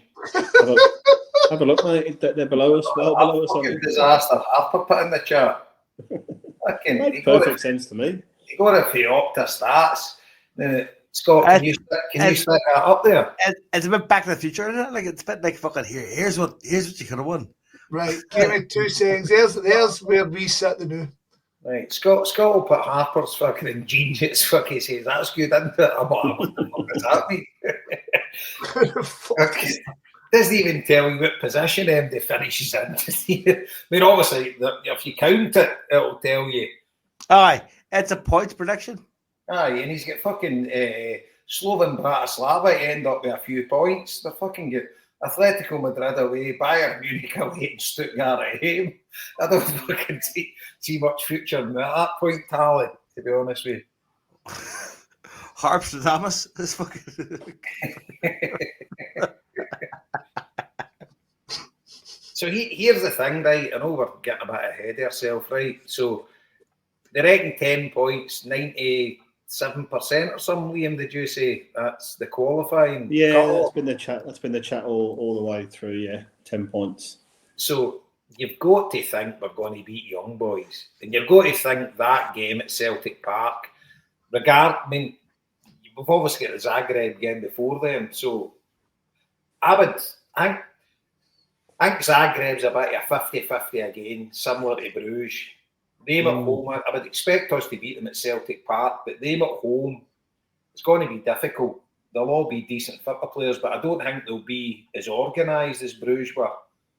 You know, I think it'll be more kind of gung-ho. They've let in a few, scored a few, etc. But, aye. Yeah, I think the interesting. Scott's started to change the thing now. He's put Harper's work of art on the screen, but I think the interesting thing about the league table is the cut-off point, or one below the cut-off point. There's already a gap of 4 points there. Aye, and there's only 3 games to go, so it's already starting to separate, isn't it? Aye. There you go, J-Bo. That's good, isn't it? There we go. That looks amazing. That looks amazing. The 0 to 10 to 20 at the top, it's really interesting, isn't it? Yeah. That's beautiful. Is that scale? That's a range of points, Jason. Come on, you're a clever man. So we're sitting in fuck knows what position, but we're above PSV and fucking. It's the Andy O'Brien League. Man City are 16th, if that helps you. Here, according to this, Liverpool won. Did you count the 16 down to find that out, Liam? Yeah. Right, okay. That's how that Celtic played. Well, I thought Celtic. So I thought that the playoff worked as in 9 against 24, 23 against 10, 11 against 22. Right, but then that's how it works, is it not? Well, I thought that, but then I listened to the Sports Sound thing after our game, and they were trying to work out we could be playing one of 2 positions in the playoffs. Yeah, that's the first I've heard of that. Is that right? Yeah, that's. I sat and done a dummy draw the other day, and it was they said it's 1 or 2. Nah, they're wrong. I mean, it's basically the alternate. So like 23rd, 24th will play 9th and 10th. Aye. That was the way I sat and worked out the other week and we were playing fucking. So Scott, tell me, how does the dummy draw work? How does it work? So sorry, Scott, are you saying that 23rd and 24th play either 9th or 10th, or is it just 24th plays 9th? No. See, the way the draw is 23rd and 29th and 10th will play 23 and 24, depending on where it is. And then that, because see the draw's all done now. In terms of like, do you know, like back in the day, it would just be a free draw. Aye, no, I get that, but go back to what you said there. So you said 9th or 10th will play 23rd or 24th. So 9th could play 23rd and 10th could play 24th. I don't think so, right? I don't think so. Keep a look at this. I 9th plays 24th. Yeah. I googled it, Scott, after listening to that podcast and couldn't find a clear definition, but I've been quoting that it's 24 against 9, 10 against 23, blah, blah, blah. Yeah. And there's a reason it's done like that, though. Aye, but they explained it on the Radio Scotland podcast, and Packy Bonner and his infinite wisdom sat there and goes, so it's just an open draw then. Like, what the fuck are you getting paid for? Nah, I know. Okay, here, there's the door, pal. Fuck's sake. I know. Honestly. So, yeah, I just counted I counted that we were 19th. The waste mumblings of Paddy Bonner. But see the way it's going to work out, right? But fingers crossed, we beat Young Boys at home, right? So fingers crossed, right? So that's us 11 points, regardless of what happens in Zagreb or in Birmingham. But if we end up in the top half of the 9th to 24th, so you're going to play somebody in the bottom half. But you look at the teams that are sitting in the bottom half. Aye, they're fucking Madrid down there. So it's a fucking lottery, you know. Yeah. As long as you get in it, it doesn't matter a fucking fuck, because the team that's going to be there is, you know. I mean, I watched the highlights of that Liverpool game against Real Madrid. Fucking hell, they battered them. My God. Yeah. Remember we watched. Sorry, mate. On you go. Sorry to interrupt you there, mate. You finish off, and I'll come back to. No. Carry on. You go. Remember, I think it was me and Harper were watching. Was it a Super Cup or something? Or I can't remember what it was. And Madrid won it, and they were like, it was like FIFA on cheat mode. I think that's how someone described it. That just looked fucking unplayable. But Mbappe, one of the best players in the world, going in there, it just totally seems to have unsettled them. Aye. Just taking them down, taking them back a peg, and look at PSG, man, 4 points after 5. That's beautiful to see. I know, but they've regressed big time, obviously, since because their dream of conquering Europe and winning everything's kind of gone now, isn't it? So they're going to be just like an also ran French team now, I would think. So on screen, what have we got, Scott? What have we got here then? No, this season's. It does get a wee. If it stood at the minute. So they are going to draw the playoffs in. Well. All right, so it is. So it's no. Right, so folks, we need 9 somebody against to 24. actually explain what's happening on screen here. So why do you do this well? Yeah, so it's showing that as we described 2 scenarios there. We thought it was going to be 9th place plays 24, but it is going to be a draw for 9 or 10 will play 24 or 23. Right, okay, so it is a draw. Okay. It's a draw between the two teams, aye. Yeah, that's weird, man. But remember, it's just a computer now, so just press a button. Yeah, I get that. It's just that they described it as once you went past the group stage, it goes into that. There's a description they use, like a. And also. So there's what? So there's one of two teams you could play, essentially. One of 2 positions, yeah, you could play. Okay, that's interesting. Yeah. I really enjoy this. So it's kind of like and also, there's a thing there. There is no country protection. This is the knockout rounds. There's no country protection, for instance. So Liverpool could play Aston Villa in the round of 16. So we make it. We make it Rangers. Oh no, we won't. So here's the thing, right? See with the draw being like that.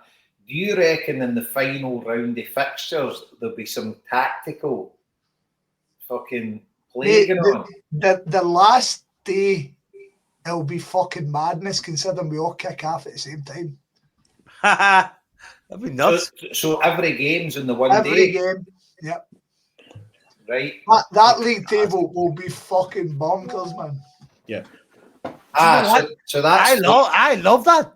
So, but that's definitely fairer, because what I was thinking was if it was Tuesday and the Wednesday, exactly. once, if you're playing on the Wednesday, you've got a bit of an advantage that if you can't get relegated out of the playoff, right?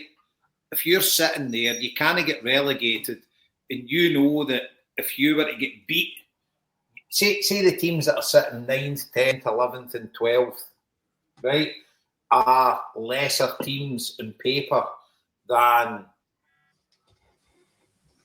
are better teams in paper than the teams that are sitting 13th, 14th, 15th, 16th. And you're maybe sitting there in 20th. You're maybe saying to yourself, well, rather than win this, they're probably better getting beat to fall down to 24th. I find the easier tie. To get an easier tie. Aye. But then but I mean, San Fran Celtic says win the next 3 man. games and just avoid Listen, this shit. see the last match day of this format. It's gonna be fucking.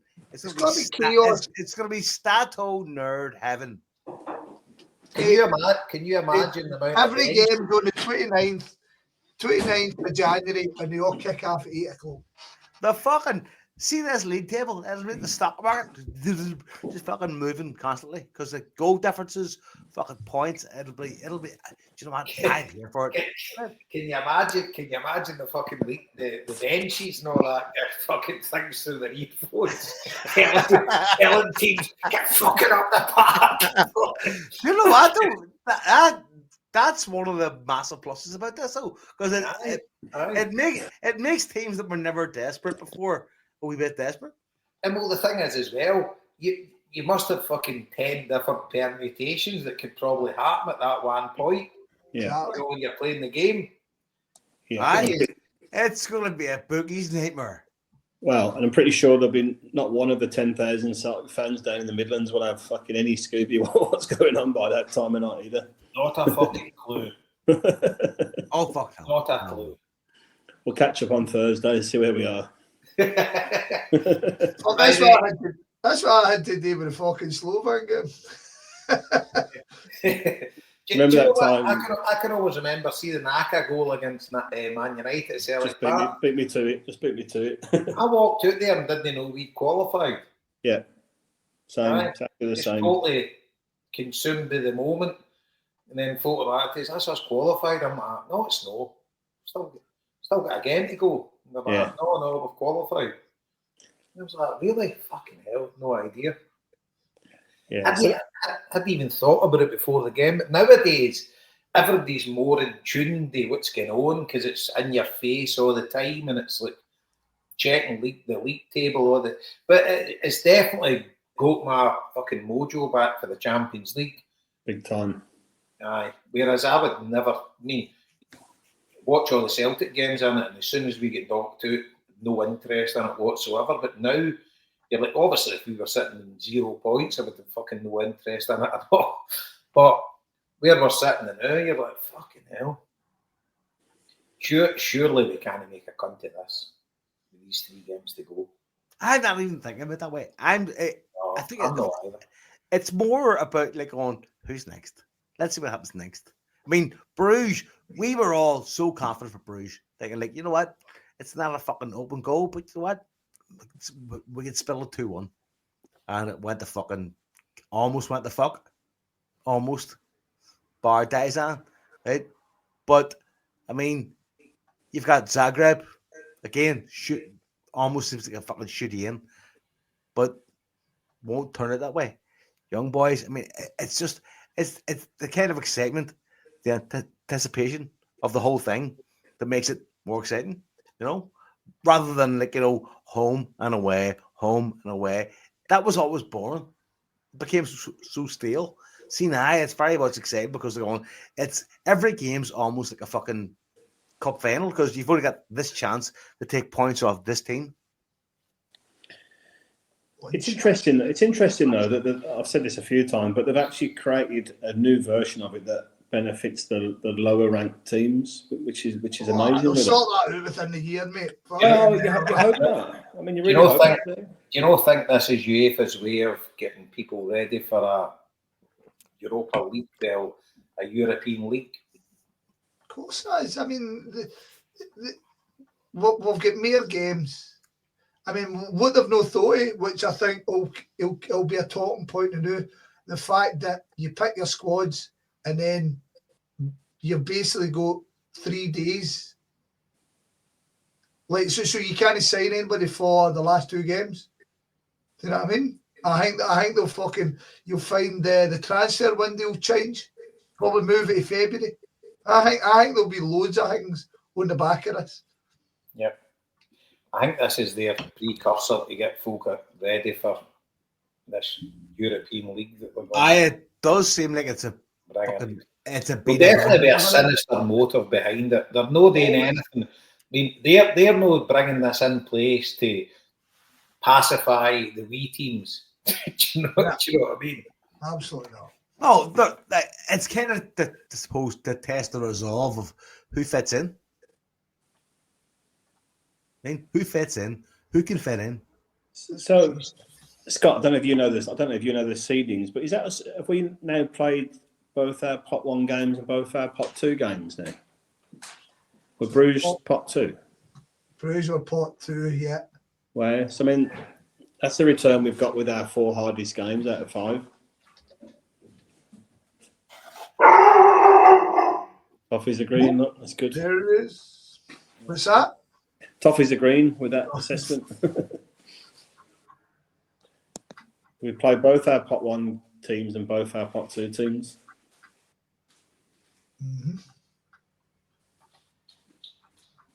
So what's Villa? Are they pot 3? Pot 4? Yeah, they're Villa? pot 4. Pot 4. Because they've not been in you. I saw So, they were the nightmare one for us. to get Borussia Dortmund and Leipzig were pot 1. Atalanta, Club Brugge, pot 2. Pot 3, ourselves, Young Boys. And Bratislava, Villa. Dynamo and Zagreb. Dynamo and Slovan and Villa. The thing is, I remember you saying it, Jason. You were kind of saying that with Villa, you've got the worst draw for pot 4. But fuck me, we couldn't have. Them aside, you couldn't have picked a better fucking Champions League draw for this first year. No, not at all.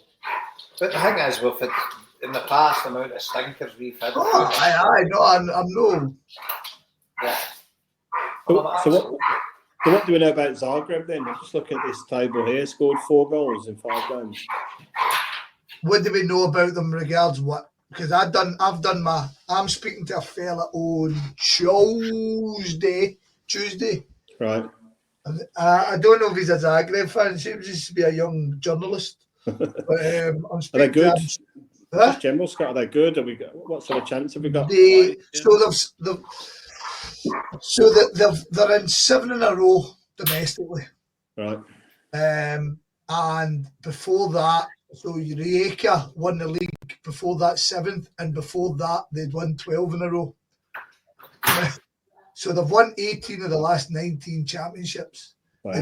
They've done the double last year and the Super Cup. But they get put out of the Champions League by AEK Athens in the qualifiers.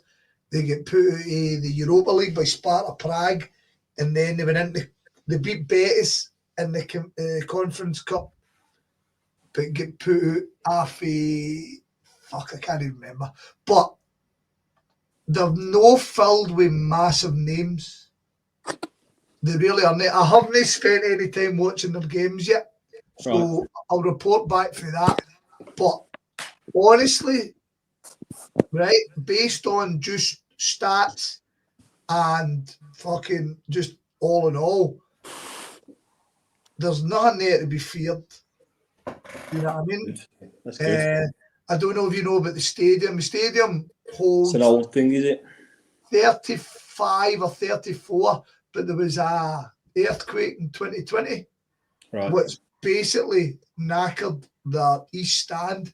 And if you go and watch your highlights, these stands are one the telly looks at, so there's nobody in it. And that's been the last 4 years, that's been empty, and that holds 9,000. So the capacity is like 25,000. And this season is kind of been hit and miss as well. Had you are top of the league, Rijeka are second, and Dynamo are third again. They obviously sacked their manager. They sacked their manager last year after getting put out by AEK Athens, and they sacked the guy who replaced him was sacked this year after they get beat that 9-2 off of Bayern Munich. Okay. So Europe's basically their thing because domestic football looks sewn up. So it'll be interesting to see how they go. But currently, they're in third place in the league. Like I say, they've came back well for that. And as you see, they've got points on the board. They've got 7 points. Yeah. Just looking there. But I don't see. Again, I'll maybe change my opinion on Tuesday, but I don't see something that we should be ultimately terrified of. Yeah, absolutely. But it's a Champions League, so anything could happen, really, innit? So they got hammered by Bayern, well beaten by Dortmund, drew against Monaco, beat Bratislava and beat Salzburg away. Yeah. That's a decent result. Although Yeah, Salzburg are a shambles this year as well. Yeah, just seen that, yeah. Interesting. So it would be fantastic to go there and get a positive result. I always say it's good for the guys that travel there. I always think they deserve it anyway. But for our own psyche, it would be fucking magic to go and get that win and take the pressures off a young boys game somewhat. Yeah. Do you know what I mean? Because see the young boy game, let's be honest about it, the way they've performed domestically and in this tournament, and it's at home, we should be looking to go and win. But if you go and get that result in Zagreb, it takes all the pressure off that and just makes it a game. Yeah. So quick segue, Scott. You might know better than us, but they were talking about Dortmund fans being strip searched going into the game. Yeah. I asked the boys about it and they've not really come back, but right. it's been everywhere and they've complained to UEFA about it. So yeah. Obviously, middle of December, you don't. Something fucking. Well, I can tell you from my own experience going to the Maximir Stadium, it was fuck all that strip searches. You could have got in there fucking bookies pen. It was fucking bonkers. Wow. But what a fucking shithole there stadium. It's like fucking. See, they've been having arguments with the local authorities about getting a new stadium for years and years and years. And it seems to be it's coming to an end now. They've kind of been granted fucking basically the blocker for all these years seems to have been taken away, so they're talking about a new stadium in the future coming to new, which obviously doesn't fucking affect us in the slightest. I mean, it'll definitely be a tough game, you know. I think so, right? All the Slavic teams are all good football players, you know. Fucking hell, they're all shit hot. I mean, Croatia to me is probably the best country in the world when you look at their national team, how they perform in the worldwide stage in the World Cup. I mean, a lesser population in Scotland, and they get to semi-finals of World Cups, and you just look at some of the players they've produced. So I'm under no illusions that this is going to be an easy game for Celtic, you know. And I would definitely take a point now, but I still think we're capable of beating them because that's the big thing, isn't it? That's the thing to do. That was what made Dortmund so sore. Is we'd kind of convinced ourselves that we were there to compete. We weren't there to take the doings. And that's what makes it so commendable that we have came back for that. 100%. You know what I mean? 100%. But the thing is, you're going over there, and whilst the way world fitness sort of went nowadays, the best players in Croatia won't be playing in Croatia. So they'll have a team of loads of young kids and whatever. Yeah. But I mean, they're losing. Players. Yeah, it's interesting to say that. Again, I'm certain I've told this story fucking in the past, but I was in Germany and I ended up meeting, that was in 2016, I was in Munich, I ended up in tow with a big wad of Hajduk Split fans. and they were bemoaning the fact that their top stars don't even get in the first team. Their now all the young boys, they're just whipped away by clubs straight away. Yeah. And at that point, that wasn't happening to us. And I was like, fuck me, that's hard going. So when you lose guys like Ben Doak and all that, you're like, right, I do understand now, you know what I mean? Aye. But we are kind of a lesser level than that because there's only been a Ben Doak. There's not really been many more. You know, it's the fact. It's a good few is happened, but it's the fact that nobody's really kicked on, and you've no. He's ended up absolute top class. But they are getting it, you know, because I don't know if it's a factor in Central Europe and they've got loads of links in Germany and stuff like that their players, they've obviously got heavy duty scouts watching them all the time, and as you say, they're just whipped away. So they'll have a good side, and make no bones about it, they'll be good football players. But we're a good side, and I'm hopeful that we can get some. I would take a draw the now, but I'm hopeful we can get a win. And if we could get a win, fucking hell, that's party time, isn't it? That's us qualified, and then we've got 2 games to go, which I'm more than confident will beat Young Boys at home. But you never know. We might know. Who knows? But it's very, very positive as far as the Champions League's gone. And I wouldn't have thought I'd say, I'd maybe have said to Aberdeen I took a draw against Brugge, but really I was hoping to win. But after watching the game and everything that went on, you definitely took a draw. Yeah. And it was... They deserved a draw. You know, there's no two ways about it. They 100% deserve the draw, and they're a good side. So, onwards and upwards. But for us all to be sitting here now, when the Champions League, before the Champions League draw got made, for us to be sitting here now talking about Celtic the way we're talking about them in the Champions League, fucking hell. It's pinch me time. Yeah, do you know what, Jason? We've invested in the team, which we've not done for so long.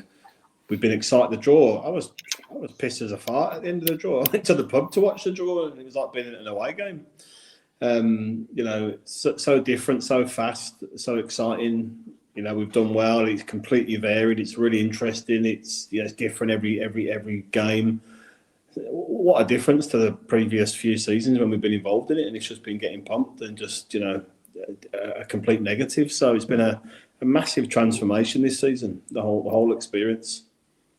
I tell you what, it's all about you doing to Brendan Rodgers. I don't care what anybody says, but like the way he's got us playing and the way he's, the way coming back for that Dortmund game, I had fucking major doubts. I was like, fucking, we've got a chance here. He's fucking clueless. He won't change the way he plays.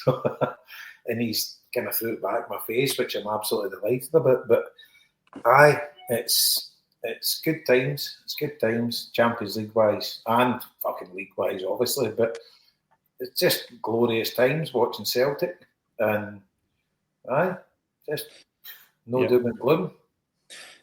And bit of a segue, but I think we need to be bold again on tomorrow when we're picking the team tomorrow. I think personally, I'd like to see us 5, 6, 7 changes tomorrow and get all the strong players in the team and rest some players ahead of Wednesday at Aberdeen and then the week after in Zagreb. So right. So here's the thing. What do you think he'll do for Ross County? Do you think there will be 5, 6 changes? Well, I probably think there might be. We did it against Dundee, did we not? In a similar setup. Yeah. Well, the 7's maybe a bit extreme, but I'd certainly, Spinardo, you'd definitely play. Edie, you'd definitely play. Scales, you'd definitely play. Bayer, you'd definitely play, in my opinion. And then it's whether you play Ralston and McCowan and Forrest, I guess. That's probably the splits like that. Do you think he'll start with either? Yeah, I think you need to give Kurgo a rest. Do you know what I mean? I think you need to do that. You need to give either game time as well. I wouldn't disagree. And these 2 goals at Hearts, he deserves a starting berth. Mm-hmm.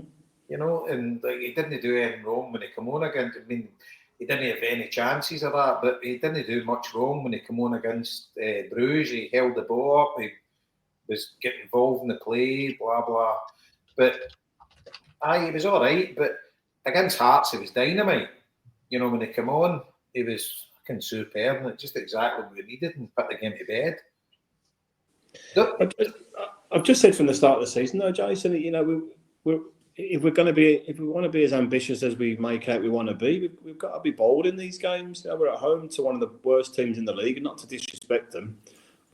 We said last week, or you guys were saying last week, I think, you know, we've got such a strong squad. We've got 6 or 7 players that are seamlessly fitting into the first team, so we don't feel like we're lowering the standard to a degree, or 4 or 5 players. So we, you know, if we can't do it in that game tomorrow, when could we do it?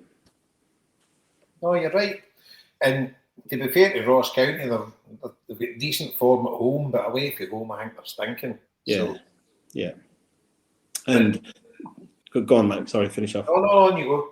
Just to say that, you know, obviously up until a week ago, we were level on points with Aberdeen in the league. If we beat them on Wednesday, assuming we win tomorrow, and we beat them on Wednesday up at Aberdeen, we're 8 points clear of them already in a short space of time. What about that, Scott? You get up? So I don't have a ticket. I'm still kind of just on the periphery of the ballot. However, a few of the folk on the ballot aren't going, so 2 tickets have fell down, and there's 4 is on the next level. So there's a ballot tomorrow for the second ballot. So I'll find out tomorrow. Aye. I don't know if I want it, to be honest, Table, man. I don't know if I want it, but I will not reject it. I didn't get one, and then I got one.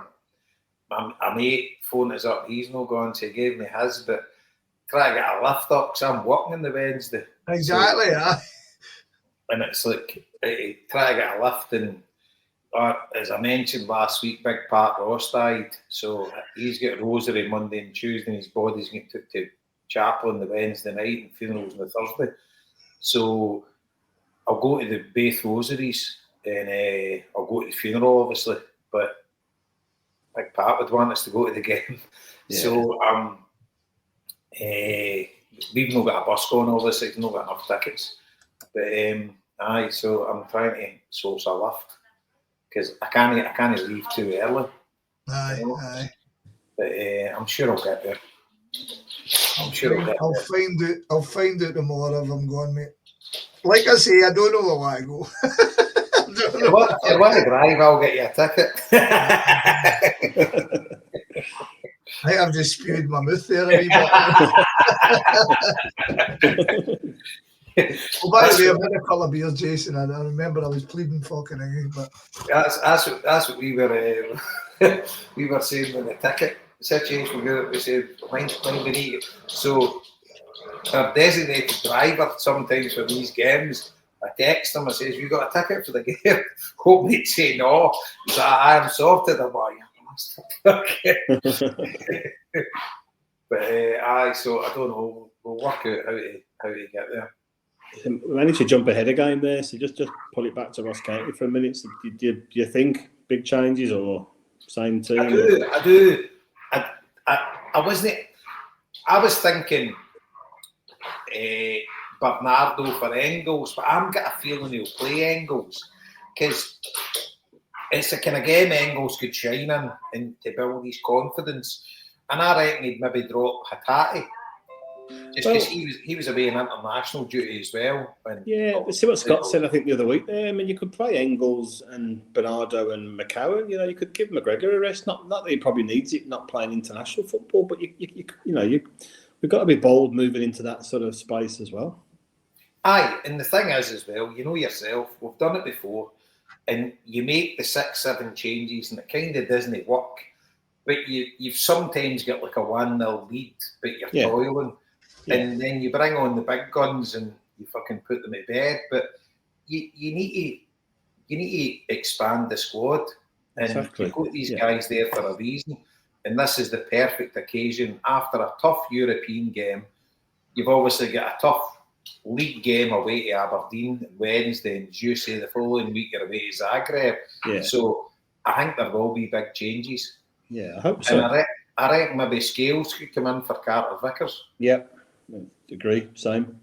Yep. I tell you one thing, we've not even really touched on it. Trusty. Yeah, he's good, isn't Tell you what, he? Good. he's a player. Big Thomas McEwen, the big man from the NYFB. He's over. He was there for the game on Wednesday night, and he'll be there on Saturday with Thomas and Mora. Yeah, I'll definitely come in and get you, mate. I didn't realise he was in the lounge, so I'll definitely come in and see him then tomorrow. But it's funny. His brother Jerry, it's the big coach in America. Cool. Big time. They didn't rate Trusty when they signed for us. He's like, he didn't see it, and he didn't. And big part, Sheffield United fan. Yep. He says, I don't rate him. And I was very sceptical when he came in. But I'll tell you one thing, see him with my own eyes. Big Did you see his interview on Sky? One of them ones.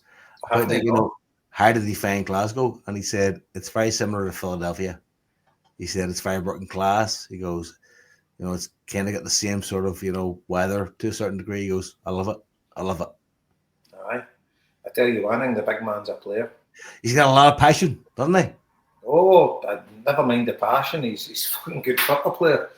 But here's what was said on one of those podcasts. I don't know which podcast it was. So he's more athletic than Liam Scales, and Liam Scales is just short of him in athleticism because he's just so athletic. You know what? I was talking to Derek McStay today, and he's Paul McStay's cousin. They're a big family, him and Tam and that fruition. And he was waiting his lift. I was there with Toffee walking by the park. And that's what we were talking about. I says, I feel bad for Scales getting dropped. And he's like, but he says, you've got to look at it. Fucking happy days. What a stand-in you've got now as a central defender. I mean, we've got 3 proper central defenders. And Carter Vickers has got to get rested every now and then. And obviously, he's liable to pick up an injury. But obviously, it was a toe thing the last time, but he has had a few injuries in his time. And there's a thing as well. Whenever when you look at your previous Champions League campaigns, the amount of games Carter Vickers has missed. Now, this one, has he played every game? No, did he not miss one? I think he missed one near the start. He missed Atalanta. Atalanta on the Trusty coming in was Trusty and Scales. Trusty and Scales, you're right. Yeah. But he's only missed one. And that's going to be a factor as well. When you look at that, and you look at, when we played RB Leipzig in that a couple of years ago, he was out for nearly the full campaign, wasn't he? And it's definitely going to be an aspect of how we're performing. Because he brings a massive calmness, but I think him and Trusty together, definitely a proper central defensive partnership. And I love Liam Scales, but you've got to go who's better. And I think Trusty he's looking excellent to me. Yeah, listen, Jason, we're going to come to the same thing soon about Kyogo as well. He's 29 now. He's been amazing for us. But, if you can get someone in within our budget and reach that's better than Kyogo, you do it tomorrow. Do you know what I mean? There's no sentiment there. Did you see the rumours? I'll post it now, right? Before we can even discuss it, I'll post this into our chat. And it's on one of my Everton chats. Right. So you've got to, there's no room for sentiment in football, as Scott keeps saying, and Brendan Rodgers said himself. Liam Scales could not physically have done any more within himself to stay in that team. But he's just been replaced by potentially a better. Don't even call it a better player. A player with different attributes, and it's his pace, isn't it? It's that recovery pace, as well as his height and strength that Rodgers is picking him for. Yep. You see what I just posted in the chat there? Surely there's fuck all in that. That'd be good. Why you need to tell people? Right, so basically it says, I don't know if Sky have confirmed it, but fuck Sky anyway, they talk all that shit. Celtic are in serious transfer negotiations with Everton for Dominic Calvert-Lewin. And I can't see for the life of me how that's even possible. Nah. Do we need him? A big fucking useless bastard up front. I don't think we do. He's not Yeah. useless, is he? He's not. Oh, he's no useless. He's a decent player, right? And he's very, very frustrating. But he must be getting fucking 70 grand a week or something. That's the key, right? It's not really even. It's not even worth talking about his ability. That's the key right there. What you just said. He's not coming to us for 30 grand a week, is it? I don't think we're ever going to be in the market of taking guys on big wages back down to small wages. I reckon we are in the business of funneling players from, nice wages to better wages and then on to big wages. We are the conduit. Don't get me wrong, he's been injury prone and stuff like that. And their fans, like the Everton fans, are not mad on him. There's some that love him, some don't. But you look at his goals per game ratio, it's fucking pathetic, right? But he's definitely got something about him. He's a decent player. You can see him at times. He looks fucking brilliant. But I don't think that's an even conversation. I don't think Celtic will be in the market because he's not at the end of his career. And I don't know, but I don't think there'll be anything like that. Don't get me wrong, he's got the potential to be a proper class player if he was fit, but he's playing in the ranked team anyway because he's fucking very little chances with him, and he's any chances he gets, he's got to make them himself. But I just don't think that's even a possibility for Celtic to sign somebody like that. Yeah, agree. Right, we're up to 3 hours. I think I need to dip out soon. I Wrap think it up the fuck. Andy O'Brien. Wrap it up the fuck. I think there's one way to end this show, and it's this here.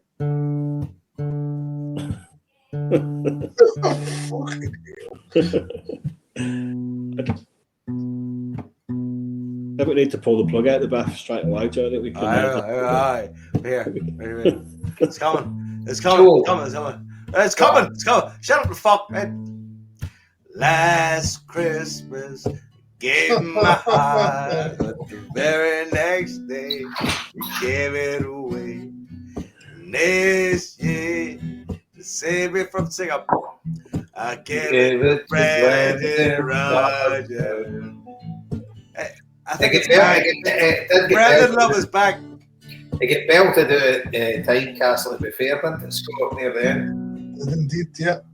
Yep, there was a few wee Brendan Rodgers. To be fair, the last time I was at Tynecastle, I wasn't at that one, the one before it, but it was the one before that. I think it was Brendan's first game. The crowd all chanted his name. So you've not got obviously the majority Green Brigade boys and all that there and everything. So it's like, aye, but he get chanted out. Angie deserves it. I think Celtic Park might give it the more if there's a proper result. I think he's finally heard us calling in the night. I think first time around it was false prophet. I think now we're deep in the apostle stage. Aye. Which one of the apostles? But that's the main thing. Fucking Matthew, Mark, Luke, or John. The rest of them don't count. Joe, first, I think you've been the pub the last hour while we've been talking away. Do you know what? I've been 3 hours talking to you cunts, and I've got to train under 10s football tomorrow morning. Right. Well, there's just a bit of whatever it was. Put it in the apostle. Kano tomorrow, 18,000th child. What? And by the way, the Green Brigade is their food bank collection. So MD heading along to Celtic Park. If you could bring a wee bag of food, if you go on the Green Brigade site or whatever, they'll tell you. I don't know if they've got the items that they're looking for, But there's a food bank collection tomorrow, and all the boys for the Green Brigade will be looking for. And if you've not got any food, a wee $5 donation or whatever would go a long way. So, Yeah, well said. Well said. Let me just pull it up here real quick Pull it and up. repost it. pull it up the fuck. So Green Brigade, it's tomorrow. North Ayrshire Food Bank serves 6,000 households per year. Green Brigade Food Drive is a vital top-up of stock levels for our community ahead of one of the busiest periods. Over the years, Celtic fans have shown such generosity towards us. Without kindness and compassion, we could serve those most in need. Items most demand are tinned meats, rice pudding, custard, carrots, and corn. Basically non-perishables, folks. I've done this kind of work, so yeah. Do you know what? If you're out there, big bag of shopping of non-perishables, you can do it for a tenner. You can, and it means a lot. So Yep. So Andy, where you? My name Marty Geldof. I know I'm shade at this stuff. I just kind of state the facts. Marty, If Marty puts the emotion into the Green Brigade would need about 3 fucking Arctic lorries to take stuff away from Selleck Park. I know. It's a bit like tomorrow, Jason. We're resting the big guns. Marty's getting rested for the December podcast where he's going to give us the full gold off. Giving him a week off. I tell you, man, it fucking worked. Absolutely. Just shows you, but fucking tug at the heartstrings. Yeah. We've listen.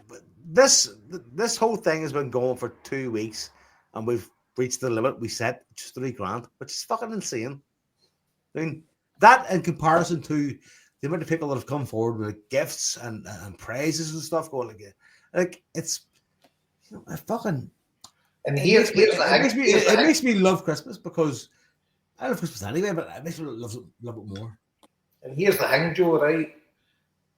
To let the listeners know, we actually spoke about it 2 weeks ago, and we said, we fucking no launch this, because obviously we've got all things going on in their lives and whatever, and we hadn't launched it, and we actually had a wee discussion, are we going to launch it this year? And we actually thought about it, and we said, let's fuck it, let's do it. And we did it, and thank God we did. But look, mate, there was a wee bit of panic among us going like, fucking, we're like a week and a half behind where we normally are. This is going to be fucked, man. This is going to be fucked. But you know what? It just goes to show. I mean, fucking consistency and doing things regularly and doing it for the right reasons. And it's just, you know what? It makes this time of year amazing for me. I love it. I fucking love it. And it's a big shout out to the Arsehole Convention. Without the Arsehole Convention, we've got absolutely nothing. If it wasn't for arseholes, there'd be no wind. By the way, the new listeners on YouTube and all that know that they're now part of the Arsehole Convention. All right, well, this needs to be stated, I suppose. I thought, like, see if you post one comment on Twitch, YouTube, Facebook, or Spreaker, wherever the fuck you might be posting, you're now part of the Arsehole Convention, right? And therefore, I mean, we don't treat you with disdain. It's more of a kind of it's like, do you remember that guy in school? You didn't bully him, but he wasn't your mate. That's kind of the arseholes for us. I mean, we'll ruffle your hair and go, you're all right. I'm not going to punch you. I mean, that's what the arseholes are. Not a very good analogy, Joe. That's the worst analogy ever. That's the worst analogy ever. But what I would say is, they all need to realise the officer commanding is Sean Butler sitting in Boston there. Oh, aye. Well, he's Captain Arsehole. He's fucking OC of the Arsehole Convention. He will wipe every arsehole off the planet. And Joe, the thing is, Scott might punch you if you walk past Lynch's, so you have to watch that bit. Here, Scott. Did we talk about that already? How responsible you are? Oh no, we missed it out. Let's go at it again. Oh, the parallel universes. Right, that's us done then. That is the saying of us done. Folks, I am fucking We're going to be after show party. Why not? Let's go. Why not? I've got a bottle of mezcal downstairs and under 10 football back tomorrow morning.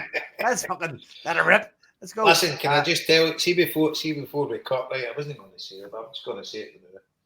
My beloved wife Linda went away on a wee Christmas trip where there she's sitting there looking at me laughing. She went away on a wee Christmas trip, as she always does every year. We are 3 pals for work, right? So they were away to Edinburgh. So I dropped her off at the station at 12 of the day. So she heads up there. The lasses were going on at Motherwell. She going to Wishaw. They were going to Edinburgh. So she had a wee bottle of wine and that. They've headed up. So they've booked into a swanky hotel. Going to live it up. So Ellie's away. She's finished work. She's went to the fort or whatever, doing some Christmas shopping. And it's just me and the Toff. Rory's he was staying at his girlfriend's. He's back shifting on. She's not coming here. So it's me and the Toff in the house. So Ellie's come in at, 9:30, and I'm on this podcast. She's like to me, "Has Mum phoned you?" I'm like, "No." So she's like, "Oh, she fucking." So I had to pick using mute, and she's like, "Mum's phoned us. One of her pals, there's 4 of them, right? One of her pals has fell and burst her nose." Oh no! And like, fucking. So obviously she's cowed with the bed. Oh no! Right? So she was actually travelling home the night, the lassie who'd done that. And Linda and the other 2 were staying in the swanky hotel. So Linda, being the perfect martyr that she is, she decided that that lassie can't travel home in the train herself. She says she's definitely broke her nose and she's got fucking her face is a mess. Oh. So Linda ended up coming home there, and Ellie went. The fucking celicultures are fucking dangerous at times. So Ellie went and picked her up. And she's, I thought I'd been me in Haymarket last Saturday night, but that seemed to be all right. But anyway, Linda's sitting on the couch now. Swanky hotel in Edinburgh's got a spare bed. What we've learned is Linda's mates are fucking wild there. No, what we've learned is 2 of Linda's mates are arseholes, and Linda's the only decent one that brought her down the road. Well, we didn't that lesson. I mean, we always knew Linda was, the gem among. There you go. Fair play. Right, Joe, this be fucking. But see, here's the thing: you haven't sat at that table, Scott. You haven't sat at the Higgins dinner table. I mean, J-Bo cooks a good gravy, but Linda brings the love. Fair play, I'm very proud of her. I'm glad she done it. She's. I haven't sat at that table. I just know that you've got a fucking bad habit of getting into stupid analogies. And you might get I know. But this is why the podcast is popular, because of the pace I talk. Right. And that's us done, right? Let's go and drink mezcal for the next hour and a half until I pass it. Hour and a half. Fucking up 10 minutes. So you've been gone for the last hour and a half, by the way. You're going to just come back in the pod. Hold on. Wrap it up the fuck. Right, folks. Wrap it up the By the way, fuck. predictions for the Wrap war. it up the fuck. By the way, see before we go, see Celtic -2 goals, it's 45. I'm not encouraging betting, but if you've got Christmas money for your kids and all that, get it on it. I'm not encouraging betting, but thanks to our new sponsor. Thanks to our new sponsor, Jason Higgins, Gamblers Anonymous. Fucking go on it. What's the odds? 4 to 5? 45. Celtic -2 goals. Mick McGuinness actually posted it for Magoo, which is fucking bad news. By the way, here's the hang, right? He's a fucking rocket, right? Seeing the way out of Tynecastle, he's walking out and he had the car out for us, and he's like, he's after betting, right? But he gets his mates to put bets on for him now because he's cancelled all his betting accounts. And I don't know how much, hundreds or whatever he'd put on. But he says he'd tell one in to put a bet on, tell another one because he thought he hadn't done it. And both of them had put it on at half time for Celtic to win by more than 2 goals, and both of them put it on. And he fucking said, I don't know, it was in the 4 figures what he'd won. The high 4 figures. Do you know what? That's grand. Aye, it was grand. Aye, definitely grand. That's us done. Folks, We'll talk to you next week, and who knows what kind of shit we'll talk. God bless the Celtic. Yeah. We are the best team in Glasgow.